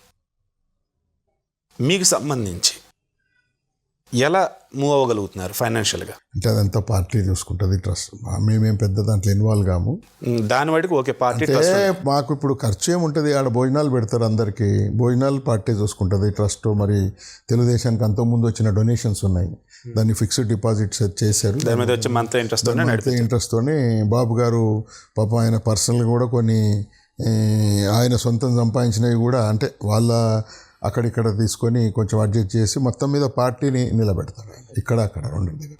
సో కంక్లూడ్ చేద్దాం. ఇక మీదట తెలంగాణలో పార్టీని ముందుకు తీసుకువెళ్ళాలంటే ఖచ్చితంగా డబ్బుతో ముడిపడే అంశాలు బోల్డ్ అన్నీ ఉంటాయి. మరి ఆ రకంగా మీకు ఫండ్స్ వస్తాయా, స్పాన్సర్స్ ఉంటారా, లేదంటే కొత్త వాళ్ళు జాయిన్ అవుతారా? అంటే ఎప్పుడైనా రాజకీయాలలో ఫండ్ రావాలంటే ఈ పార్టీ అధికారంలోకి వస్తుందన్నా, లేకపోతే అధికారంలో ఉందన్నా, రెండిటికే ఫండ్స్ వస్తాయి. మేము కొంచెం ఆ రెండిట్లో వీక్ అయిపోయాం. కాబట్టి ఫండ్ అభిమానంతో ఇచ్చేవాడు ఎవడని ఉంటే ఇస్తాడేమో, కానీ ఇప్పట్లో అవకాశం కూడా మాకు కొంచెం తక్కువే. ఇప్పుడు మొన్న ఎలక్షన్స్ వచ్చాయి, డబ్బు ఉన్న వాళ్ళకి ఇచ్చేశారు. ఇప్పుడు భవ్య ఆనంద్ ప్రసాద్కి ఇచ్చారు, డబ్బు పెట్టుకున్నాడు. అట్లా చూసి ఎప్పటికప్పుడు నిర్ణయాలలో మార్పు ఉంటుంది. మా ఫైటింగ్ అంతా కార్యకర్తలకు న్యాయం జరగాలి, కార్యకర్తలకు కూడా అవకాశం వచ్చినప్పుడు మనము డబ్బు కూడా చూడకుండా ఇవ్వాలనేది నా ఫైట్ కార్యకర్తల వైపు నుంచి నేను ఫైట్ చేస్తున్నాను. పాపం ఎప్పుడు కూడా నా ఫైట్ను పార్టీ కానీ నాయకుడు కానీ ఎప్పుడు తప్పు పట్టలేదు. టీడీపీ నుంచి టీఆర్ఎస్లోకి వెళ్తున్న చాలామంది నాయకులు కెమెరా ముందు ఎప్పుడు చెప్పలేదు, కానీ ఆఫ్లైన్లో చాలామంది ఏమంటారంటే పేరుకే టీఆర్ఎస్ అండి, మొత్తం టీడీపీ వాళ్ళే, సో ఆ వేళను వాళ్ళు పిలుస్తున్నారు, ఇంకా ఆ వేళ మేము కూడా వెళ్ళిపోతున్నాము అని అంటూ ఉన్నారు. ఈ వేళలోనే టీడీపీ ఖాళీ అవుతుంది అని చాలామంది చెప్తూ ఉన్నారు. అంటే ఇప్పుడు మొన్న పోయినోళ్ళు కూడా టీడీపీలో ఇన్ని సంవత్సరాలు గౌరవం ఉంది, అక్కడ ఎవడు పట్టించుకోవటం లేదు. మాకు సంబంధాలు ఉన్నాయి కదా, గౌరవం లేదన్నా ఇక్కడ. ఇప్పుడు అధికార మార్పిడి జరిగితే చాలామంది వస్తాము అని కూడా మాకు సంకేతాలు పంపించారు. జిల్లాల నుంచి అటు నుంచి హైదరాబాద్ నుంచి మున్సిపల్లో చాలామంది జాయిన్ అయ్యేది. సరే, ఆ ప్రయత్నం మళ్ళీ మేము చేస్తున్నాము. అంటే రాజకీయంగా గౌరవంగా ఒక కార్యకర్తకు గౌరవం అంటే తెలుగుదేశం పార్టీలో ఉంటుంది అనేది వాళ్ళకి తెలుసు. ఇప్పుడు కార్యకర్త బతకాలన్నా, లేకపోతే కార్యకర్తలు ఉండాలన్నా, లేకుంటే కొంతమందికి బిజినెస్లు ఉంటాయి, వాళ్ళని ఇబ్బంది పెడతారని కొంతమంది, లేకపోతే డబ్బులు ఇస్తే ఇప్పుడు మా దగ్గరికి వెళ్ళి కొంతమంది ఎమ్మెల్యేస్ వెళ్ళారు, వాళ్ళందరికీ ఆఫర్స్ ఉన్నాయని తెలిసింది. వాళ్ళు చెప్పారు కూడా, ఆఫర్స్ వల్ల పోయినాము, ఇప్పుడు ఏం ఫైనాన్షియల్గా మాకు కొంచెం ఇబ్బందులు ఉన్నాయని కొంతమంది అధికారంగా మంత్రులు చేస్తామంటే పోయిన వాళ్ళు ఉన్నారు, లేకపోతే అధికారం ఉంది కదా ఇంకా సెంటిమెంట్ కంటిన్యూ అవుతుంది కదా అనే ఆలోచనతో కొంతమంది పోయిన వాళ్ళు ఉన్నారు. బట్ ఎవరు పోయినా అందరూ, కొంతమంది బాగుపడ్డారేమో కానీ అందరూ బాధపడుతూనే ఉన్నారు. తెలుగుదేశం మళ్ళీ వచ్చుంటే బాగుండే, మళ్ళీ మా జన్మనిచ్చిన పార్టీకి పోదామనే ఆలోచన చాలామంది టీఆర్ఎస్లకు పోయిన వాళ్ళకు ఉన్నారు. మొన్న బీజేపీకి పోయిన వాళ్ళు కూడా they are facing problem. So మరి వాళ్ళందరూ కూడా ఒక ఆశా కిరణం మరల టీడీపీ కావాలి అంటే దానికి జిహెచ్ఎంసీ ఎన్నికలు, ఆ ఎన్నికల్లో మీరు గెలిచి చూపించబోతున్నారు అనుకోవచ్చా? ఏ రకంగా ఎటువంటి స్ట్రాటజీస్తో ముందుకెళ్ళబోతున్నారు? అంటే జనరల్గా మేము జిహెచ్ఎంసీని ఒక టార్గెట్ పెట్టుకొని ఒక డ్రైవ్ తీసుకొని జిహెచ్ఎంసీ కన్వీనర్గా కూడా నన్ను ముందుండి చేయమన్నారు, ప్రయత్నం చేస్తూ ఉన్నాము. మొన్న లాస్ట్ టైం మేము ఎన్నో వనరులు పెట్టినా, ఇప్పుడు ఆడ అధికారం ఉండింది, ఇక్కడ బీజేపీతో అలయన్స్ ఉండింది. అప్పుడు లాస్ట్ మున్సిపల్ ఎలక్షన్స్ అప్పుడు మా దగ్గర 14-15 మంది ఎమ్మెల్యేలు ఉండ్రి. తర్వాత బాబు గారు అక్కడ ముఖ్యమంత్రి, అక్కడ ప్రభుత్వం ఉంది, ప్రభుత్వ యంత్రాంగం కూడా మాకు అక్కడిది కొంచెం సపోర్ట్ చేసింది, అన్ని విధాలా బాగుండింది. అయినా కానీ సెంటిమెంట్ పనిచేసింది అప్పుడు. ఇప్పుడు మళ్ళీ అప్పుడు ఆసారి కూడా సెంటిమెంట్ వాళ్ళు చేసి కొంచెం భయభ్రాంతులను చేశారు, స్థిర నివాసులు ఉన్నటువంటి వాళ్ళని, ఇక్కడ ఉన్నోళ్ళని. రేపు ఎందుకంటే అధికారం ఇంకా 3 ఏళ్ళు ఉంది, ఎప్పుడైనా కానీ లోకల్ బాడీ కానీ బై ఎలక్షన్స్ కానీ అధికారం ఉన్న వైపే ఎక్కువ మొగ్గు చూపుతారు. మరి ఇప్పుడు కూడా అలాగే ఉంది కదా పరిస్థితి. ఇప్పుడు మొన్నటి ఫ్లడ్స్ కానీ, ఇప్పుడు ఉన్నటువంటి అభివృద్ధి కానీ ఇవన్నీ చూసిన తర్వాత ప్రజల్లో మార్పు ఉంది, చేంజ్ చేయాలన్న ఆలోచన ఉంది. దాన్ని ఎంతవరకు మేము ఎన్కాష్ చేసుకోగలుగుతాము? ఎక్కడ చూసినా మీరు ప్రతి దగ్గరకు పోయి చూపిస్తే మేము అభివృద్ధి చూపించగలుగుతాం. ఏ ప్రాంతం పోయినా ఇగో ఇది తెలుగుదేశం చేసిన అభివృద్ధి అని చూపించగలుగుతున్నాం. దాన్ని రియలైజేషన్ అయ్యి కొంచెం భయభ్రాంతం వాళ్ళను భయాల నుంచి పక్క జరిపితే డెఫినెట్గా మేము మంచి స్థానంలో. కేసీఆర్ మరలా మన ఫ్లడ్స్ వచ్చినప్పుడు కూడా ఇదే చెప్పారు, ఉమ్మడి ఆంధ్రప్రదేశ్లో ఉన్నటువంటి పాలకుల యొక్క వైఫల్యమే ఈ వరదలు అని చెప్పేసి. మీరేం అభివృద్ధి చూపిస్తామంటున్నారు, ఆయన మొన్న వచ్చిన వరదలు వీళ్ళ వాళ్ళని చెప్పి చూపిస్తా అంటున్నారు. అది కరెక్టే. ఆయన ఏం చెప్పాడు ఆ రోజు? ఆయన ప్రగతి భవన్ ముంగట మొత్తం నాకు బావిలాగా ఉంది అన్నాడు. ప్రగతి భవన్ బాగా చేసుకోగలిగాడు. మేమున్నప్పుడు ఎప్పుడు ఇట్లా మునగలేదు, మొత్తం హైదరాబాదు సముద్రంలాగా తయారైంది. అది ఆయన 6.5 సంవత్సరాలు, 1 ఇయర్ 2nd ఇయర్ మిగులు బడ్జెట్తో వచ్చిన రాష్ట్రం, ఆ ఆర్థిక వనరులు విపరీతంగా ఉన్నటువంటి రాష్ట్రం. నువ్వు హైదరాబాద్ను మహానగరం అని చెప్పావు, ఏం చేశాడు? ఆ రోజు సెంటిమెంటే, ఈరోజు సెంటిమెంటే. పోనీ 6.5 సంవత్సరాల తర్వాత మొన్న వాతావరణ శాఖ వాళ్ళు 1 మంత్ నుంచి చెప్తున్నారు విపరీతమైన వర్షాలు వస్తాయని. తర్వాత 4 రోజుల కింద విపరీతమైన కుంభవర్షం పడుతుంది, ప్రాబ్లమ్స్ అయితే అని చెప్పి ఎవరన్నా ఆయన ఎంతసేపు ప్రగతి భవన్లో కూర్చొని మైక్ ముందుకు వచ్చి మాట్లాడి మళ్ళీ 1 మంత్ లేకుంటే 1 వీక్ తర్వాత వస్తాడు తప్పితే, అదే చంద్రబాబు ఉంటే డెఫినెట్గా ఆఫీసర్లను పిలుచుకోవటం, దాన్ని సర్వే చేయటం, ఎక్కడెక్కడ ఏం ప్రికాషన్స్ తీసుకోవాలనో తీసుకునేవాడు. మనం విశాఖపట్నం చూసాం. అంటే తుఫాన్, అది పెద్ద తుఫాన్, సముద్రం పక్కన ఉంది, అయినా కానీ దాన్ని ఎంత ఇమీడియట్ రికవర్ చేయగలిగిండు. ఈయన అసలు ఈయన కొడుకు మాట్లాడ్డా, ఈయన మాట్లాడ్డా? ఎక్కడ మాట్లాడింది చెప్పండి? నీళ్ళల్లో 3 రోజులు మునిగిన తర్వాత కూడా మాట్లాడతలేరు. మీకు వాతావరణ శాఖ మున్సిపల్ను ఎలక్ట్రిసిటీ డిపార్ట్మెంట్ను అలర్ట్ చేసి, మీరు ఉన్నటువంటి మిగతా డిపార్ట్మెంట్ని అలర్ట్ చేసి ఎక్కడెక్కడ చెరువులు ఉన్నాయి, ఎట్లకెళ్ళి మనకు నీళ్లు రాగలుగుతాయి, ఈ శాతం నీళ్ళు వస్తే ఎక్కడెక్కడ మనకు ప్రాబ్లమ్స్ వస్తాయని ఒక ప్రభుత్వం చేయలేదండి. ఒక సమీక్ష పెట్టుకున్నారా వాళ్ళు ప్రభుత్వంలో? పెట్టుకోలేదే. అది మినిమం బాధ్యత అండి ప్రభుత్వాన్ని. షూర్గా మరి ఇవన్నీ ప్రజల్లోకి తీసుకెళ్ళి సక్సెస్ అంటే ఇప్పుడు ప్రజలు కూడా మీరు చూస్తూ ఉన్నారు, ఎక్కడికి పోయినా వాళ్ళకి వ్యతిరేకత కనిపిస్తూ ఉంది. ప్రజలు ఆలోచించుకోవాలి. ఇప్పుడు ఒక మంచి సందర్భం ఇది, వాళ్ళు ఇచ్చిన మాట దేని మీద కూడా లేరు. ఈ ఒక అవకాశం వచ్చింది, ప్రజలకు కూడా నేను విజ్ఞప్తి చేసేది అంతే, ఈ అవకాశాన్ని కరెక్ట్గా ఉపయోగించుకొని ఎవరైతే న్యాయంగా మీ అభివృద్ధికి కారణభూతులో వాళ్ళకి మీరు నిలబెడితే తప్పకుండా మేము రికవర్ అవుతాం. Okay, good. ఇంకా దీన్ని కంక్లూడ్ చేసే ముందు ఇంక చివరి పాయింట్ ఒకటి, అసలు ఇక మీదట పార్టీ నుంచి కావచ్చు, రాజకీయాల నుంచి కావచ్చు, మీరు ఏదైనా ఎక్స్పెక్ట్ చేస్తే ఇంక ఇది చేసి రాజకీయాల నుంచి వైదొలుగుదాం అనుకునేటట్టుంటే ఏ పొజిషన్ ఏంటి? అంటే నేను పొజిషన్ గురించి లేకుంటే రాజకీయాల హోదాల గురించి ఉంటే ఎప్పుడో వెళ్ళిపెట్టాను. ఇందులో ఇన్ని రోజులు నేను వెయిట్ చేయాల్సిన అవసరం లేదు. వచ్చిన కొత్తలే నాకు మంచి ఆఫర్స్ ఉంటాయి. నేను ఒక స్టాండర్డ్కి ఇప్పటివరకు లాక్కుంటూ వచ్చాము. ఇప్పుడు పాలిట్ బ్యూరో దీన్ని ఏమంటారంటే రాజకీయంగా ఒక రాజకీయ పార్టీకి అత్యున్నతమైనటువంటి ఒక వేదిక. దీనికంటే ఏమి ఉండదు. సరే అక్కడ అధికారంలోకి రావాలని కోరుకుంటున్నాము, ఎందుకంటే అక్కడ అధికారం రావాలి, ఇక్కడ మంచి పొజిషన్లో ఉండాలి. ఓకే, రెండు ప్రయత్నం జరుగుతూ ఉంది. అక్కడ అధికారంలోకి వచ్చిన తర్వాత మా పార్టీ నాయకుడికి పార్టీకి కూడా ఏంటంటే అందరినీ బాగా చూసుకోవాలి, కార్యకర్తలను నాయకులను బాగా చూసుకుంటే మళ్ళీ మనకి ఇట్లాంటి పరిస్థితులు రావు. ఇక్కడ కూడా ఒక మంచి నాయకత్వాన్ని ప్రోత్సహిస్తే తప్పకుండా ఇక్కడ కూడా పికప్ అవుతుంది, ఛాన్స్ ఉంది. ఆ రెండు కూడా సజెషన్స్కి ఇస్తాను.